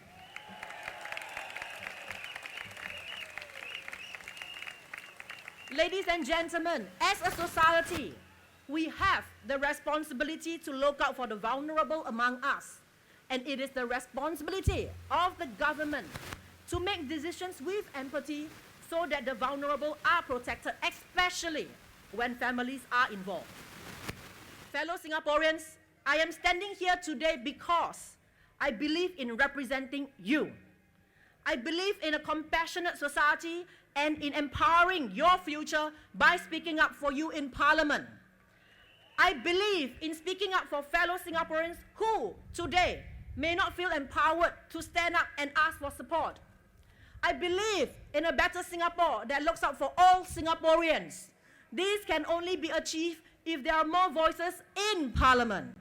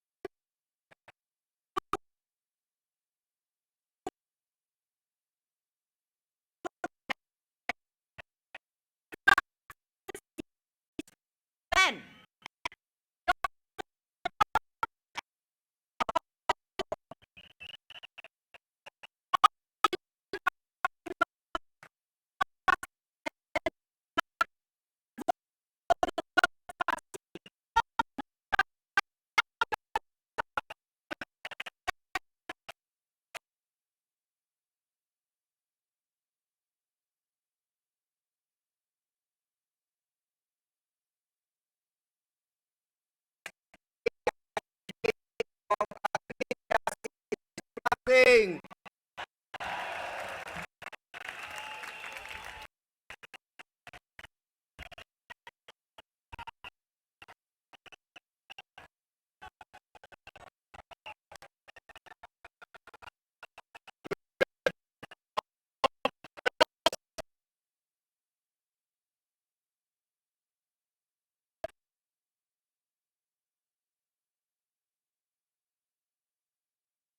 Continued belief in a more inclusive Singapore.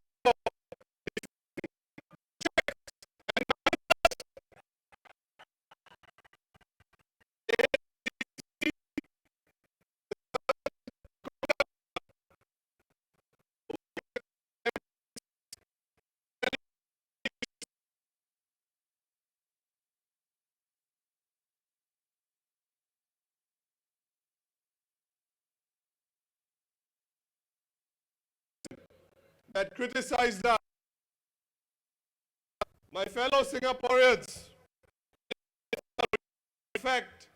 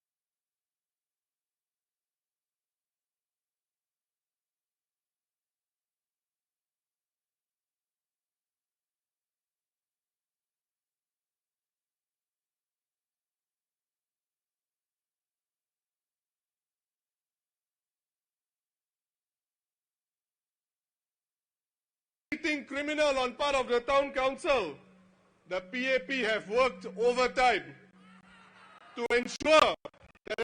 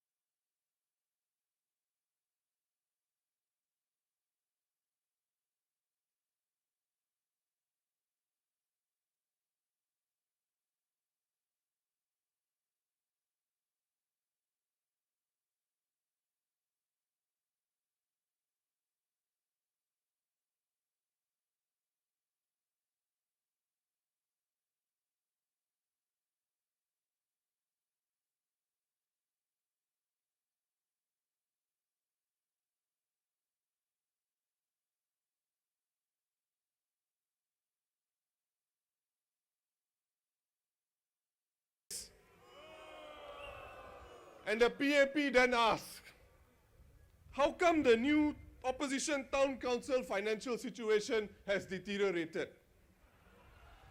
How was the AIM structure ever in the interest of Singapore and Singaporeans? The PAP say they have investigated and debated in Parliament. But is that enough? The AIM episode showed Singaporeans that the town council framework as it exists can be structured to damage our political process and our democracy. The Town Councils Act came into operation in 1988. Those of you who remember will recall the 1980s as a time when the opposition started to grow firmer roots in Singapore, and when the Workers' Party nearly broke through UNO's GRC, narrowly losing with about 49% of the vote. It is my opinion, my friends, that the purpose of designing the town council system was for it to be turned into a political tool that could arrest any wave of support for the opposition. Today, it is being used again in a big way to arrest the support for a more plural and democratic Singapore. Make no mistake about it, the town council structure is not as innocent as it looks. Could it also have been structured with a dual purpose to teach Singaporeans a lesson and to punish them for exercising their democratic right when they vote opposition? Maybe that is why the PAP chairman has not been able to amend the Town Council Act in Parliament 2 years after he announced he will do so, because the current structure is so advantageous to the PAP. Some of you distinctly remember how no managing agent wanted to tender when the Workers' Party took over Aljunied in 2011. Please ask yourself why, because this is a very fundamental question we often overlook when we discuss town council matters. Now, the town council managing agent business in Singapore is a very small one.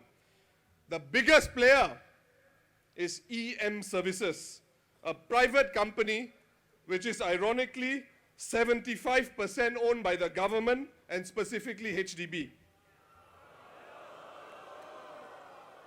EM Services manages 9 out of 15 town councils in Singapore. The landlord of the town council common properties in Singapore is the HDB. Think about that for a minute. 9 out of 15 town councils are managed by a HDB-owned company. The odds are already stacked against opposition town councils. Should a company 75% owned by the HDB decide not to tender for managing agent contracts in opposition town councils? How has this happened?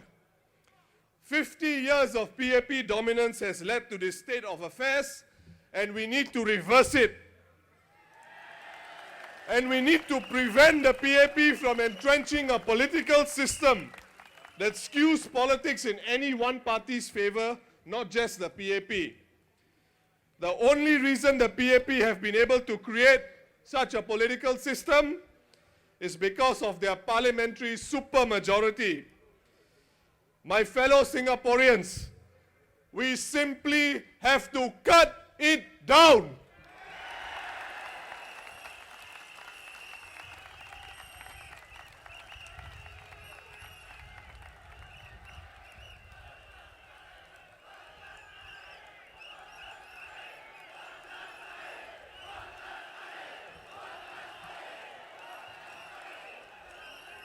Ladies and gentlemen, this brings us to the matter of why it is so important to empower our future in the context of a one-party dominant political system, because that is what is so fundamental to many Singaporeans. Even though 40% of Singaporeans have made their desire known for a more balanced political system in the last elections, the PAP continues to retain more than 90% of the seats, or close to 90% of the seats. My fellow Singaporeans, the town council structure, the current political system is structurally flawed And it will not bring us the inclusive Singapore that we Singaporeans genuinely want. An inclusive Singapore will only take form when the values enshrined in our beautiful flag, especially those of justice, equality, and democracy, are genuinely institutionalized in our political system.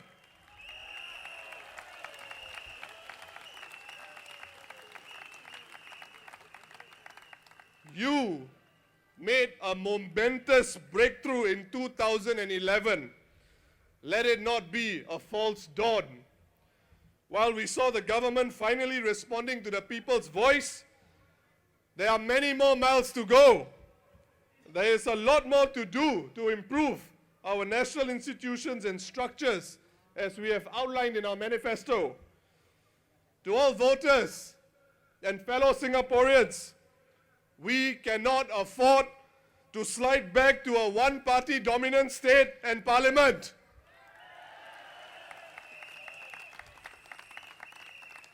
Empower your future. Vote for the Workers' Party. Thank you.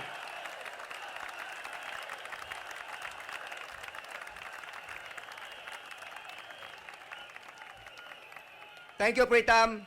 Next, we have the candidate for Aljunied GRC, Mr. Chen Shou-Mao.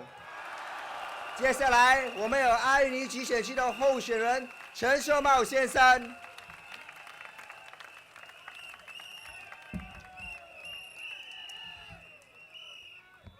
Residents of Aljunied and fellow Singaporeans, selamat datang. Terima kasih atas kehadiran Anda. Please allow me to begin in Chinese. 大家好。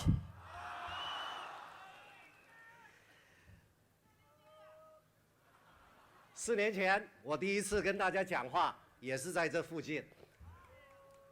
那是我们上次的大选。后来呢，后港补选、榜儿东补选，都有机会再跟大家讲话。今天太阳已经下山了，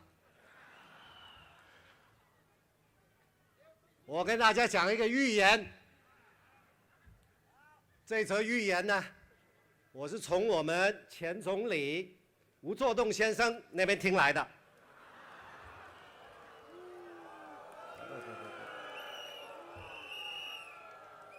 吴总理呢，他说新加坡的反对党就像公鸡一样，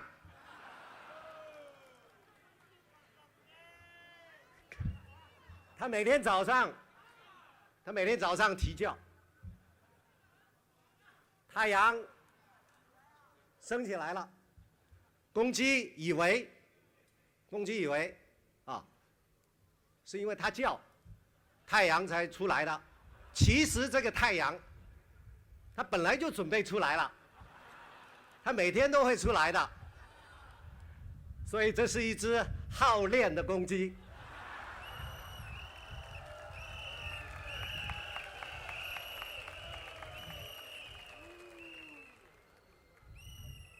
哦，谢谢大家。哦，我打个岔哈，我今天还没有来以前呢，我看了一下啊，4年前跟大家讲话那个录像，发现呢我讲话非常非常慢的，速度很慢。这个我个人习惯，可是听众呢可能比较难接受，所以等一下，如果我讲话慢下来，请大家让我知道，好不好？热烈的鼓掌。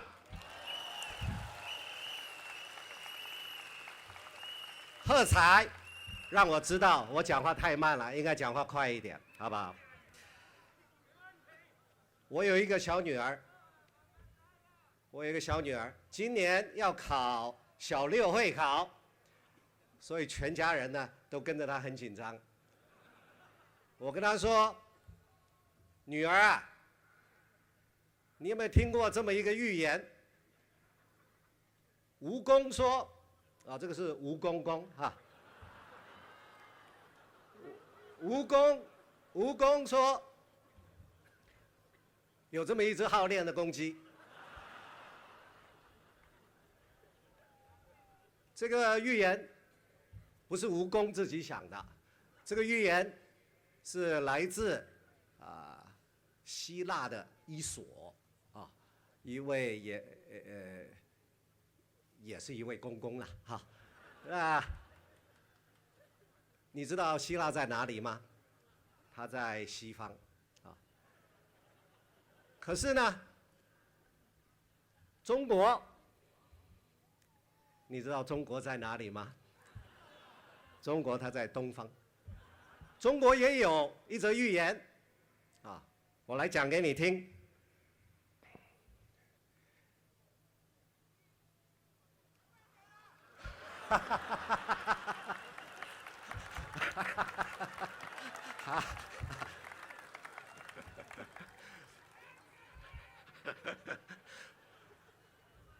中国也有一则寓言啊。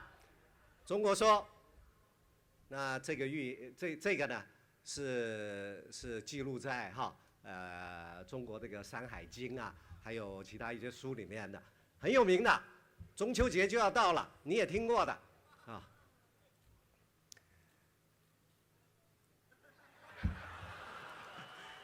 天上有一个天帝，天帝他有10个孩子，这10个孩子都是太阳。每一天，他们其中一个人在听到有一棵大树叫做扶桑树，这个大树上面有一只玉做的公鸡。那一天值班的这个太阳，如果听到了这只公鸡在叫，他就会起来啊，然后从东边起来，西边下来啊，他做他的工作。本来这些太阳规规矩矩的，会好好的做他们的工作。后来呢，发现没有人能管得了他们。就一起出来了。有时候，你想一个太阳有多热？尤其我们在新加坡，10个太阳来，那还怎么办？热死了，受不了，民不聊生，人民喘不过气来。还好，这个时候有一个后羿。他呢，一直在锻炼身体，一直在练武功，他有1张弓，他有10支箭。还好这个时候，他能够代表人民，帮助人民，拿箭。太阳不是从东边升来吗？他拿箭从东边。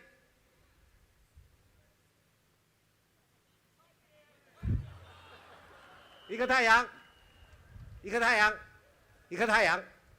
射下来。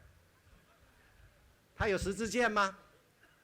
射下了9个太阳以后，剩下那支箭怎么办？不能把最后的太阳也射下来。他看到那只公鸡，他听到蜈蚣的话，他就。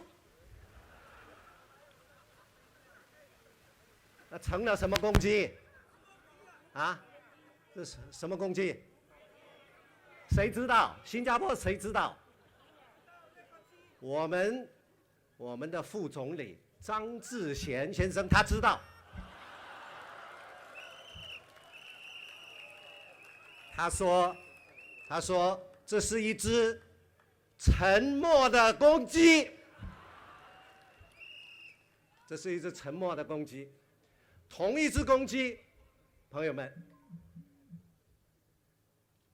吴总理说是好练的公鸡，张总理副总理说是沉默的公鸡。所以你知道什么？在新加坡，公鸡不好当啊。公鸡不好当。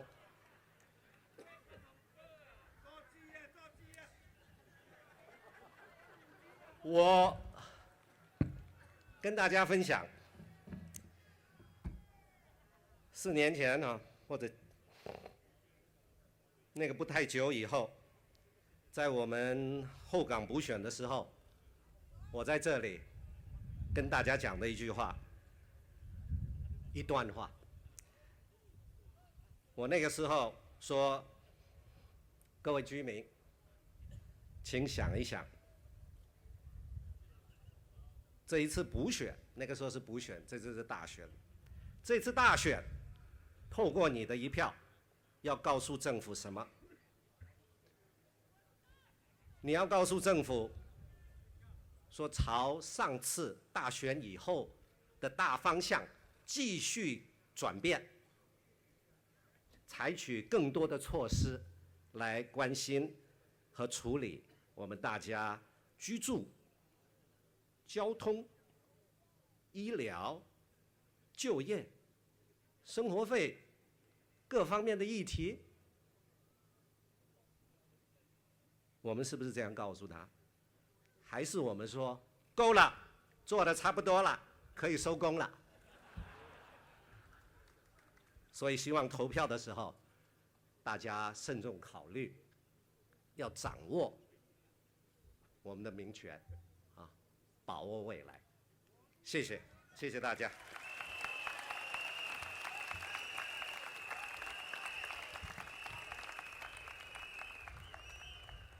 Friends,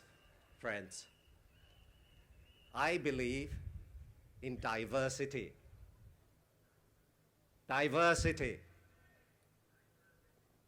And I believe that in order to have diversity in government tomorrow, we all need to take action today.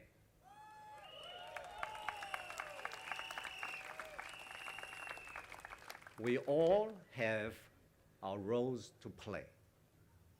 Mine, I in Parliament, I in my ward, Paya Lebar, and in helping to build a responsible party. These are my roles. And I have done my best on all these fronts, driven by a sense of duty.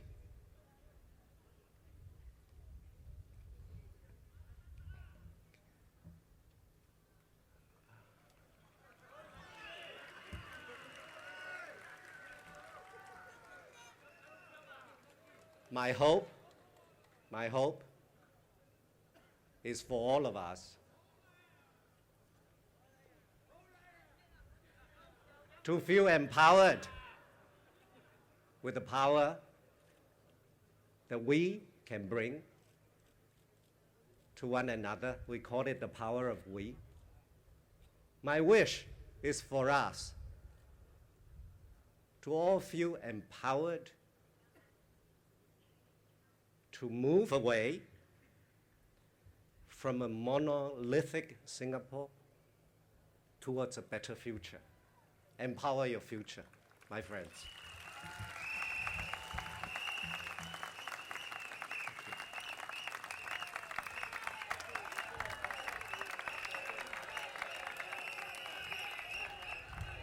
Thank you, Mr. Chen.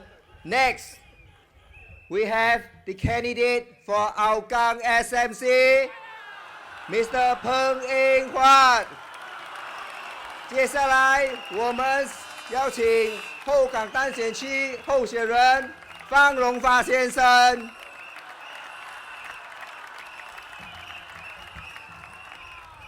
后港区的选民甲北斗来的选民，大家好。我是彭英发咯，后港区的候选人。这头口说的代志，你若听了会懂无？伫国会讲，伊的部长讲安怎？有人共人党伊个人伊个公司无标准，伊 MF 安怎尼悬？人个安怎尼低？所以人安尼悬，人有人呢贵，人呢加，用这个镭拍无。所以有人看，伊互咱一张单，伊互咱看，BAP 有14个 town council。所以你看，价钱无相哦。你看有诶单用巴甲Tampines比啦，I think单用巴甲比Tampines现超过要到38到是48%。安尼这是咪镭拍无咱家己，对无？这阮那甲讲了，路标咧是一注尔，一注路标一摆落是3年，所以2012标到来是2015。then 阮人个前面有问，讲这个价钱安尼价，咱查出咧2014是因人个价钱本来是无清正尼多，咱价钱慢慢落。所以2015来比的时阵，也就清正真多啦。所以这毋是镭拍无，对无？这路标你马上去过，你看想咧是头脑拍无，对无？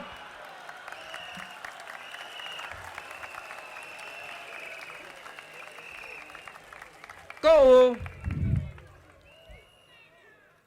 CPF 是咪你个镭？国会有一个部长伊伫讲。伊讲 CPF 你做工，你入 CPF， 你个头家甲你入，对无？啊，政府有时甲你入，对无？特别是大选时阵，大部分是甲你入，对无？所以伊讲个镭参起来了，毋知是咪我个镭咧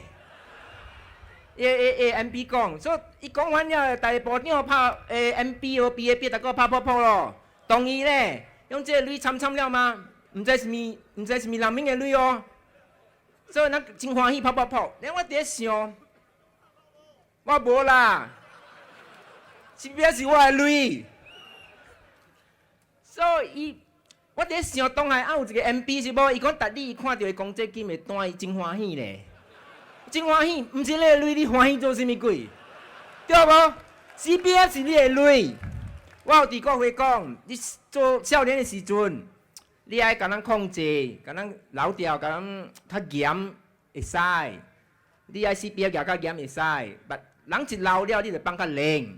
一个人老人跋倒积着无安尼紧好个，对无？有时无做工，这都去举镭。所以希望咧，你人大家会使投工人党一票，吼，互咱入国会，为你人天阳讲话，好无？即摆我讲阿毛，用阿毛来讲吼。My fellow Singaporean, it is important to talk about the future of Singapore in this general election. It is also important to know that the PAP government is not a government of the future, but a ghost from the past. Because it has governed Singapore for 50 years, the PAP behaves like it is untouchable. It continues to intimidate anyone who dares to defy them. Its arrogance is unparalleled. Its tolerance for dissent is non-existent. One of the PAP candidates for Aljunied GRC said, the PAP candidate, all the young have the good life and they are asking for more, such as things like freedom of speech, and so on. But if we are not careful with that, the next generation might run loose. And Singapore cannot afford to let that happen. I have faith in the next generation. I believe the next generation will not run loose. My greatest fear is, if the PAP is given a mandate and left unchecked, it will be the one that will run loose. Given its absolute power in Parliament, we are seeing PAP behaving badly ever so often now. Singapore cannot afford to have an unchecked PAP, and I will tell you why. On 21st November 2014, a PAP minister issued a statement that said, is the SNCC from Aljunied GRC residents being used to cover the deficit in Hougang TC? If so, surely residents of Aljunied GRC are entitled to know. And then he put in bracket, for financial year 2010, Hougang TC had an operating deficit of $92,000. baying for blood.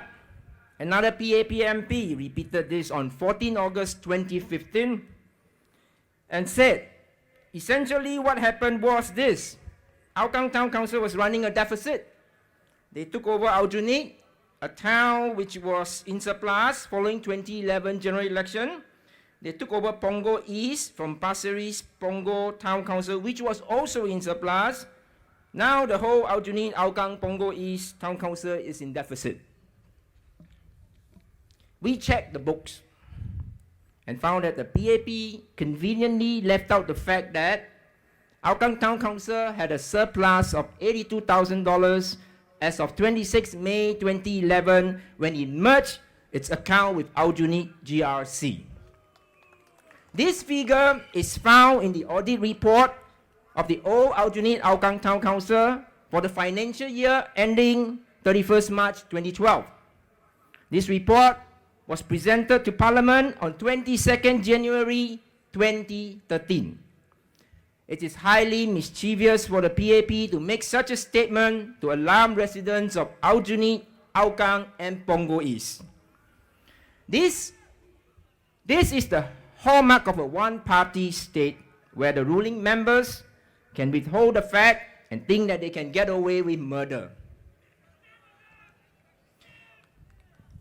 I repeat, Hougang Town Council has a surplus when it merged its account with Aljunied on 26 May 2011. 26 May was when we won Aljunied GRC. Residents of Hougang and Aljunied, I believe you are entitled to know why the PAP is hiding this fact from you. Today, when I flip open the pages of the newspaper, I couldn't believe my eyes when the headlines on page A7 read, AHPTC was back in the black after agent contract ended. ... KHAW call. That's probably Minister call. My fellow Singaporeans, the agent contract for AHPTC only ended on 14 July 2015. 3.5 months after our financial year had ended. What that means is the agent contract was still running as of 31st March 2015 when we closed our accounts for the financial year. Ms. Sylvia Lim explained that in the audit report that the turnaround from the annual deficit of the preceding 2 years to a budgetary surplus was brought about by a combination of factors comprising higher revenue, lower general and administrative expenditure, and savings in utilities due to the use of contestable energy. I am shocked the PAP had stood so low to spread careless remark that AHPTC was back in the black for the last financial year only after its agent contract has ended, when in fact there was no such thing.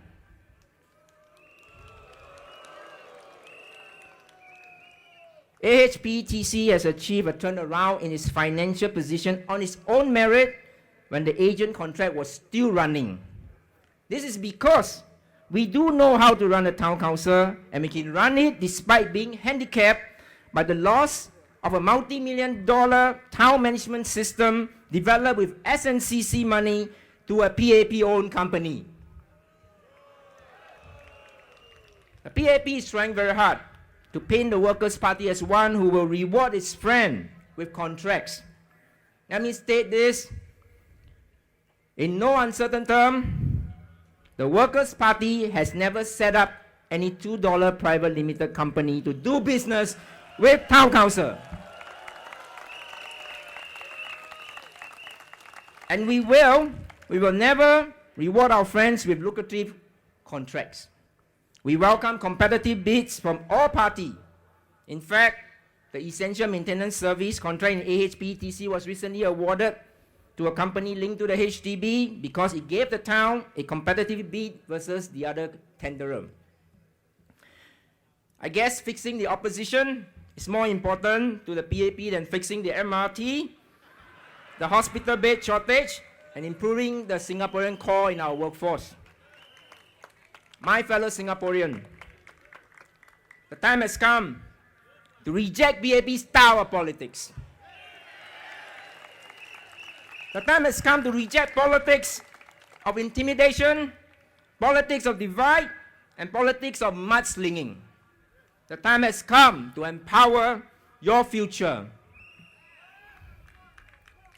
The future is something we, the citizen, must protect at all costs.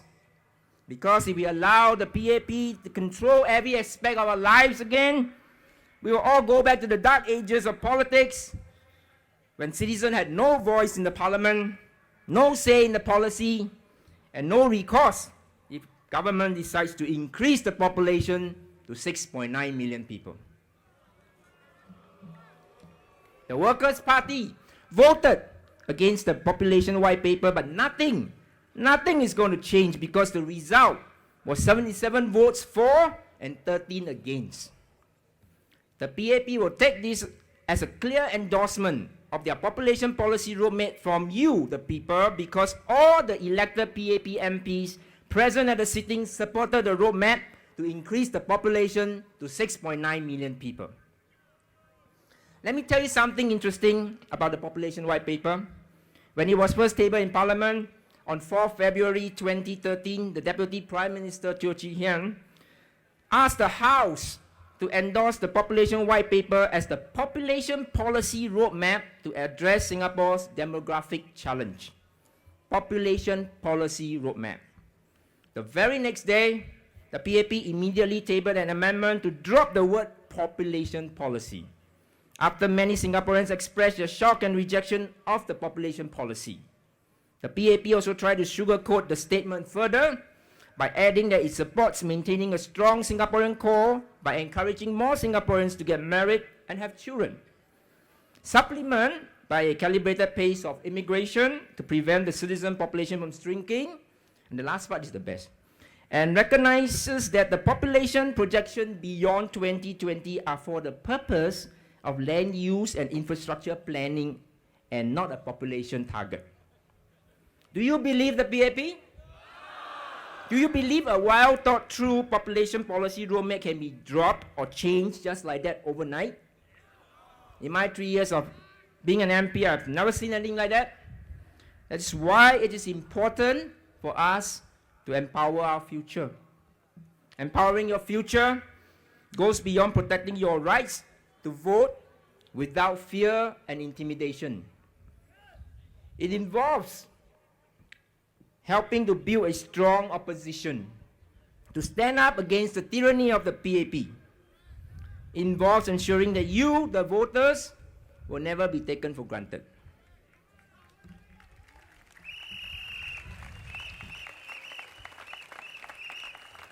The Workers' Party will never take voters for granted. When we lose in an election, we will try and try again. When the PAP loses, it doesn't take defeat graciously and gentlemanly. On the contrary, it will grab any opportunity to fix the opposition and punish the voters. Mr. Low Tia Kiang knows this very well. And they are doing it again to the residents of Aljunied, Hougang, and Punggol East. They are withholding your grant, despite the town council having filed its audit report on time. In the beginning, they said we must have an unqualified account before they release the grant. But did they apply the same standard to their own people? The People's Association, just now you heard Mr. Pritam Singh said, had 6 years of adverse report from 2008 to 2013. Adverse is the worst opinion for audit report. But the grant to PA were not withheld and continue to rise every year. Prior to 2008, PA had qualified reports as well. 1 year after the first adverse report came out in 2008, the government increased the PA grant to $300 million, a rise of $19 million from the previous year. When the second adverse report came out, the grant went up again. AHPTC had 2 years of qualified account and your grant were immediately withheld. They say They say 3 strikes and you are out. But when PA received the third adverse opinion, the government grant went up by almost $38 million from the previous year. Mr. Lim Swee Say explained that the adverse opinion received by PA was due to the non-inclusion of the accounts of the grassroots organizations or GROs. But it is not that simple. When auditor cannot do any field work on the GRO's account, they were basically saying, and I quote from one of the report, because of the significance of the matter described in the basis of adverse opinion paragraph, the financial statements do not present fairly the state of affairs of the association for the financial year. We are not talking about small sums of money here. As of 31st March, the total assets of the GROs amount to almost $300 million, and not a single cent of it was checked by external auditors of PA for many years. Mr. Lim said in Parliament that all their GRO accounts have been subjected to internal audit all these years. And that is the reason why he said with confidence that there was no irregularity at the system level. Obviously, the internal audits are not working very well, because otherwise AGO would not have picked up so many things in their latest report on the GROs. I have highlighted in Parliament that AHPTC shared many similar lapses in with other ministries and statutory boards, but the treatment and attention AHPTC get is so different. My fellow Singaporean, the future of Singapore is indeed at stake.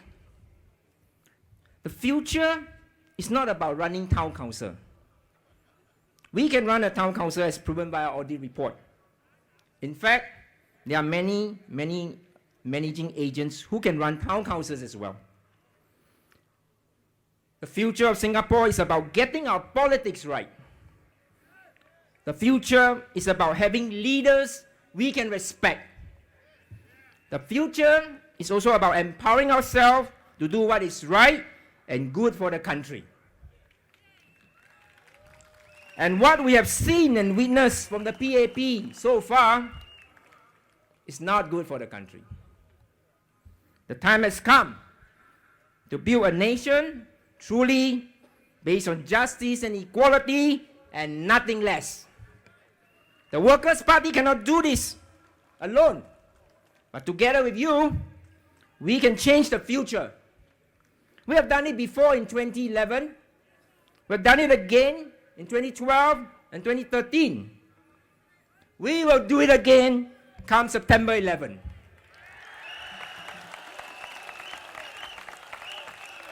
Vote Workers' Party, empower your future. Thank you.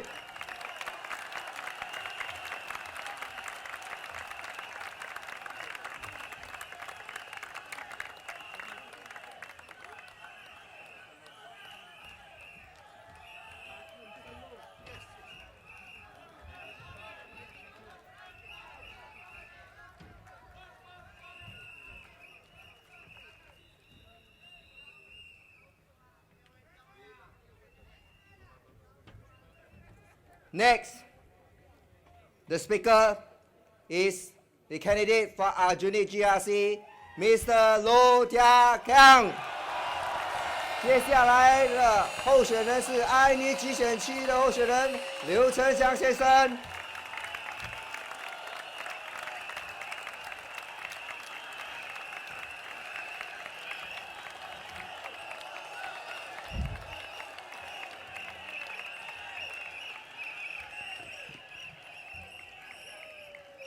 A very good evening, ladies and gentlemen. I will first speak in Teochew and later in Mandarin. Các vị Hougang Central幫我單嘅選民和大家港人嘅支持者，夢想好。謝謝大家只要在你那個支持，港人黨只有今日嘅進步。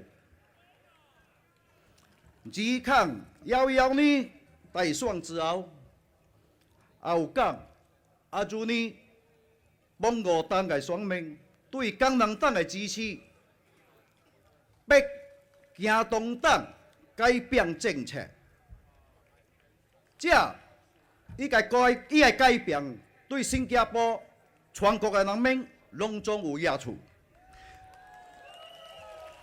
这是新加坡人民嘅胜利，请大家可以后港就呢，帮我党嘅选民来个掌声。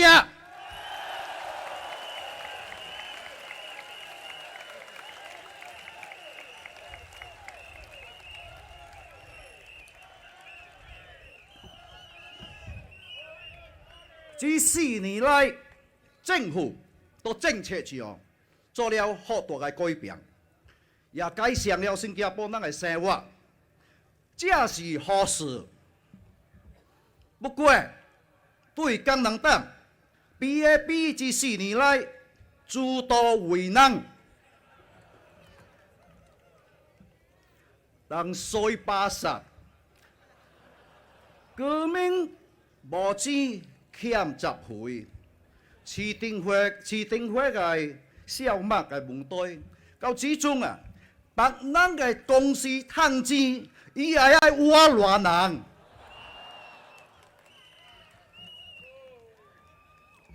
本来，咱大选应该爱当嘅是国家嘅大事，人民嘅在都，大家嘅袂来。不过， BAP 用这个市政理事会嘅事来挖欧工人党，所以我今咩不得不解释。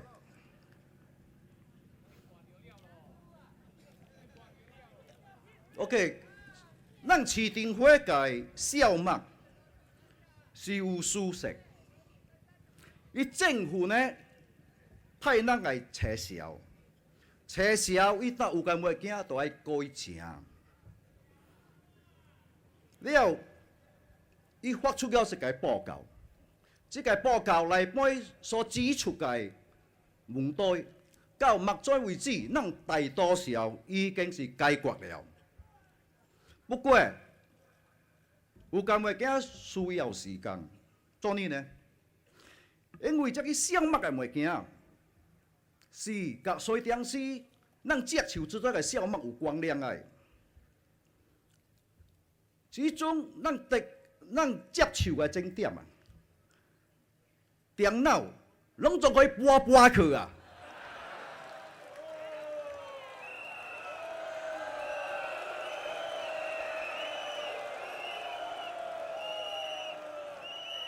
了指出小麦，电脑可以搬去，资料就来搬。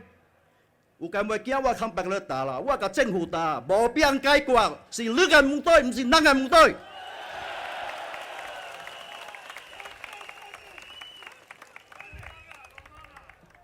不过，上重要的是，伊个政府撤销个过厅之当，无查到有甚物非法的付款，也无发现咱理事会的责任有贪污。 所以 BAP 啊，大家咱叫毋是犯什么法，代志大条啊，大家记甲记白。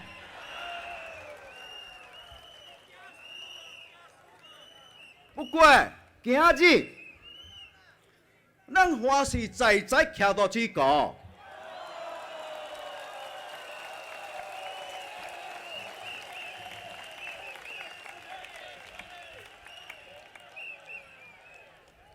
大家，你想睇到新加坡个，还是咱政界有啥物做啥物非法嘅事啊？对咯，炸咗个白咯！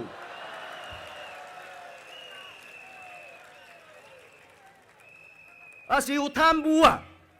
贪污调查嘅炸出来车咯，发老了。 伊 BAP 大笑实在，我甲你答大声袂准啊！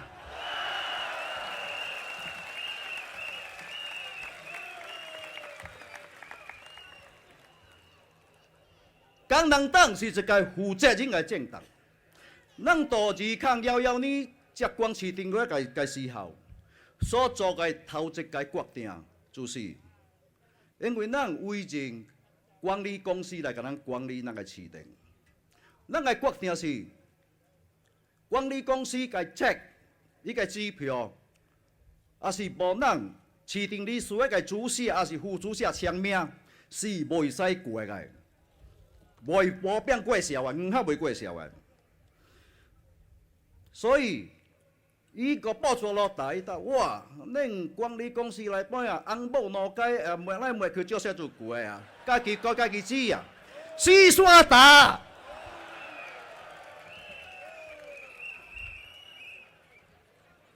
我有啊，伊比等人管理个情报个合约哦，佢朋友做啦，这个是黑白打。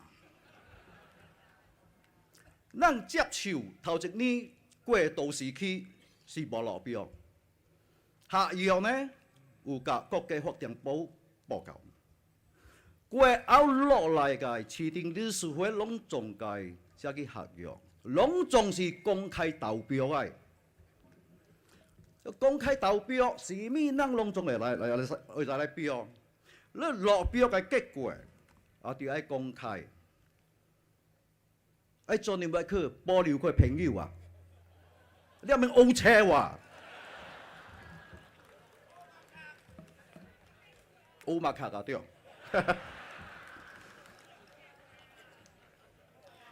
伊即种啊，哎来乌咱市政理事会点来乌，伊个政府个车销啊，到咱市政理事会找了10个月，等万来10个月啊，10个月你知未？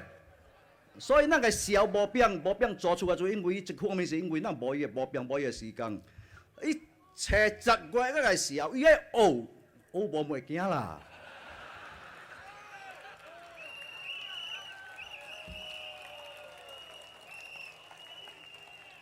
伊学无袂惊，唔甘愿。伊即种吼，去学去讲，甲咱管理啦，所以讲是咱管理个管理公司个销。伊带趁真侪钱啊！我这个是过傲慢啊！趁真侪呢，真侪钱也爱我偌人。啊，伊只是趁你，毋是我趁你。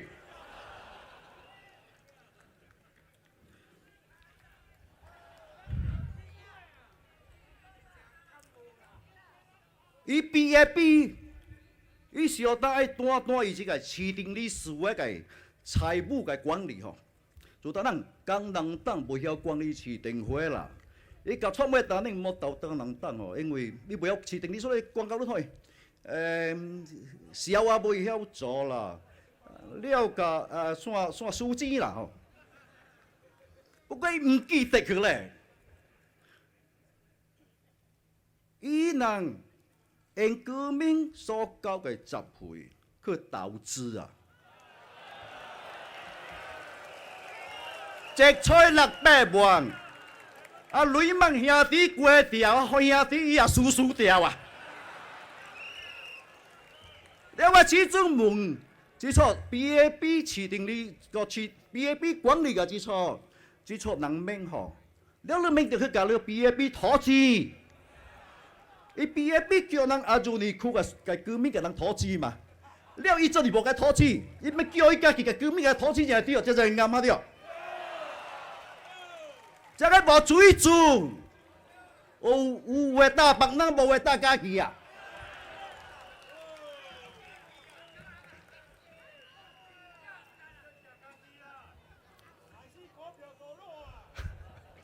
我跟你打。我是容易真久啊！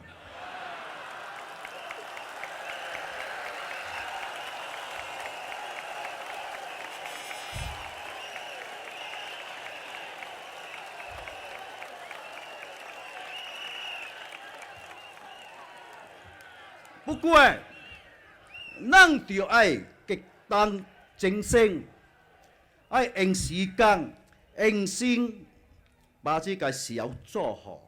请做好所以，咱欠人理由吼，惊大无用。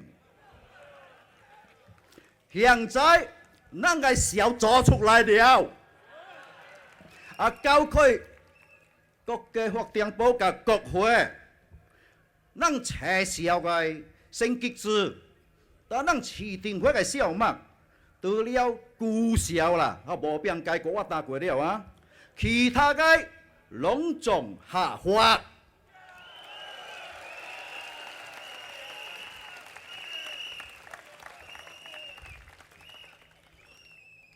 咱2014甲2015年度个小物无亏损，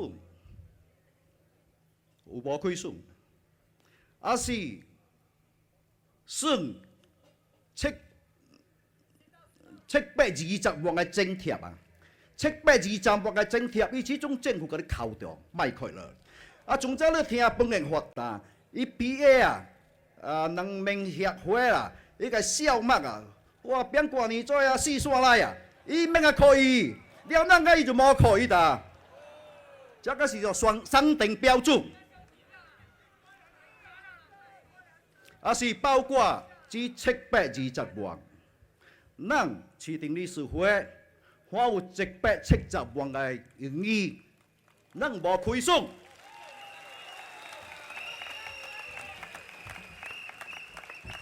BAB 伊找到个水坑，坑起就拼命呕啊！我甲你答啦，你个记得无 ？BAB 个鸟翅山吼，该唔知算是大事还是小事？NEA 就慢慢跳出来，帮忙啦，莫算啊 ！BAB 个区啊！掠鸟翅个庄家啊，卖了挂个礼拜啦，马路只个鸟翅掠了啊！我甲你答，如果这个鸟翅山是到江南等来区啊，我甲你讲死到真歹退啊！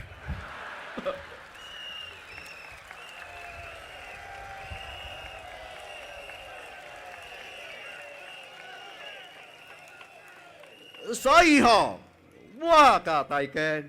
畅想一个吼，咱大家就要消福啦，消福斗退啊，莫可以放鸟翅过来。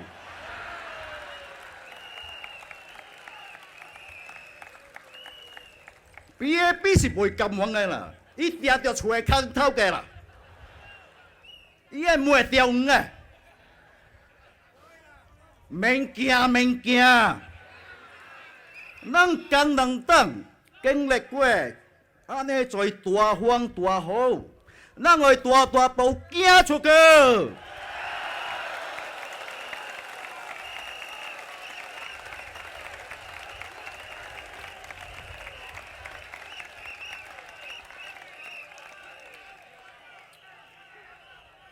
大家啊，我甲你答 ，BAB 啊。是如在唔正样啦！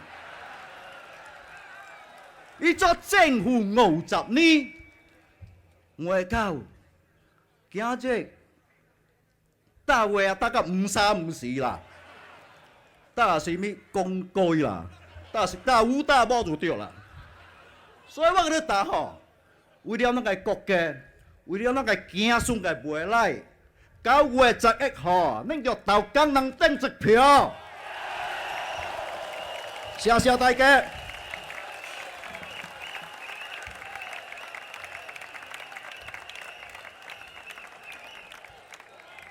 Thank you, Mr. Low.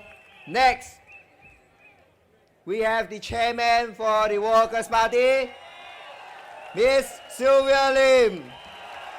接下来是工人党主席林绿莲小姐。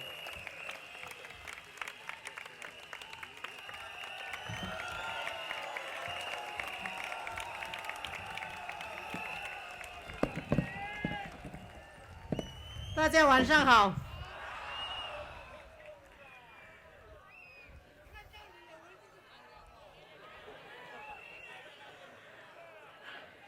Good evening, friends, and especially residents of Hougang SMC, Aljunied GRC, and Punggol East SMC.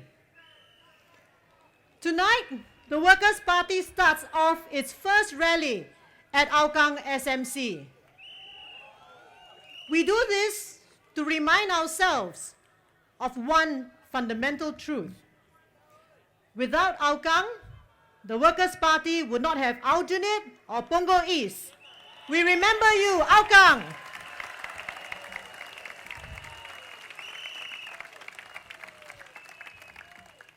This evening, I would like to talk on a topic that has hogged the media headlines and front page news for nearly 2 years. The topic is Aljunied Hougang Punggol East Town Council. Yes, I'm the chairman of AHPTC, and I'm proud of it.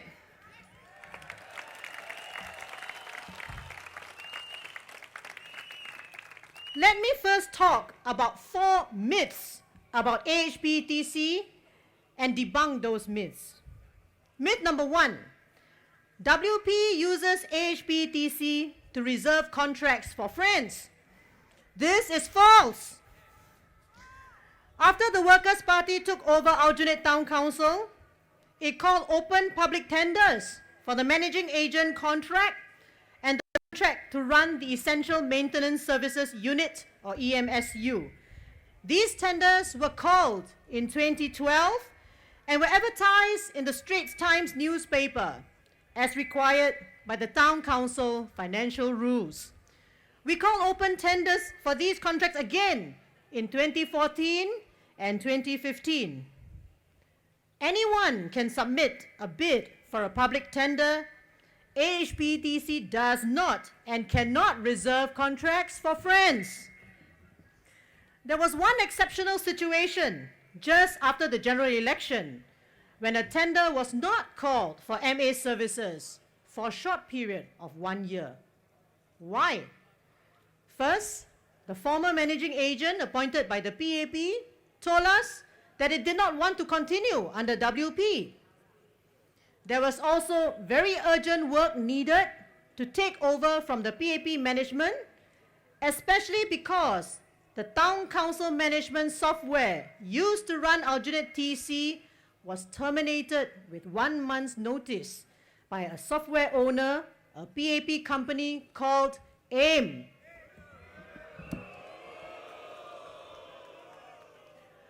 Under these urgent circumstances, the Town Council decided to award a very short 1-year contract to the newly formed FM Solutions and Services Private Limited without tender to take over the initial management of the Town Council for 1 year only. This was in order to ensure a smooth takeover of the town management to avoid any disruption in services to our residents. Such a waiver is allowed under the Town Council financial rules. Once matters stabilized after 1 year, public tenders were called in 2012. So, did we breach any Town Council financial rules in awarding contracts to FMSS? No, we did not. Did we act in the residents' interest? Yes, we did. Myth number 2, WP's Town Council overpaid its managing agent. First, please note that this allegation of overpayment was not made by the Auditor General's office or by any auditors. It is the mantra of the PAP government and its proxy, the Ministry of National Development. What is overpayment? AHPTC called the tender for MA services in 2012. If you look at the managing agent rates at that time, you will see that there were different rates and prices across even the PAP towns. In that year, based on MND data, MA rates for residential units in PAP towns range from the low end of $5 in Tampines Town Council to a high of $7.80 in Potong Pasir Town Council, a difference of $2.80 per unit. So if PAP says that we overpaid based on an average, then many PAP town councils also overpaid, including Nee Soon Town Council and Sembawang Town Council.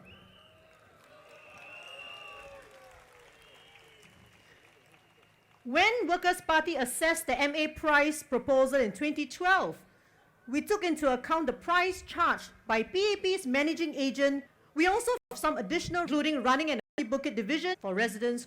Our tender by 3 different, our own external, then by the AG PricewaterhouseCoopers. Made any finding size due diligence tender price. Today, angle that they're playing up. FM profits. Such profits. We MAs in PA saying that to check on the T before price. To that, to this. Allowed the managing checks to them. This is again rubbish. When WP took one of the 8 by the new was to require A, no matter to require of the chairman, the vice chairman, Singh. It is not possible to be made without the check itself, Singh.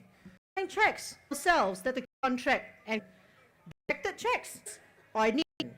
So now, as is nearly 2, we are now also within and we are managing.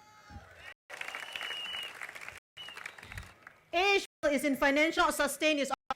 Let me what AHP in the first few dating you on the incurred significant expenses in the takeover, incur various, including the system terminated, increased under PAP because of a DUP program. Our districts back at the original for safety. We also faces for major urgency and cleaning costs. These by between 30 as much as 88. We also spend blocks at the block market with no other challenger. You that the turn things around. Came about through and UC Avenue. This audited account 14 to 15 also has an operating, but this is still owes operating grant $2 million. Is finally reached Town Council of the year of $1 million. So going confident that the Town Council ready to take all.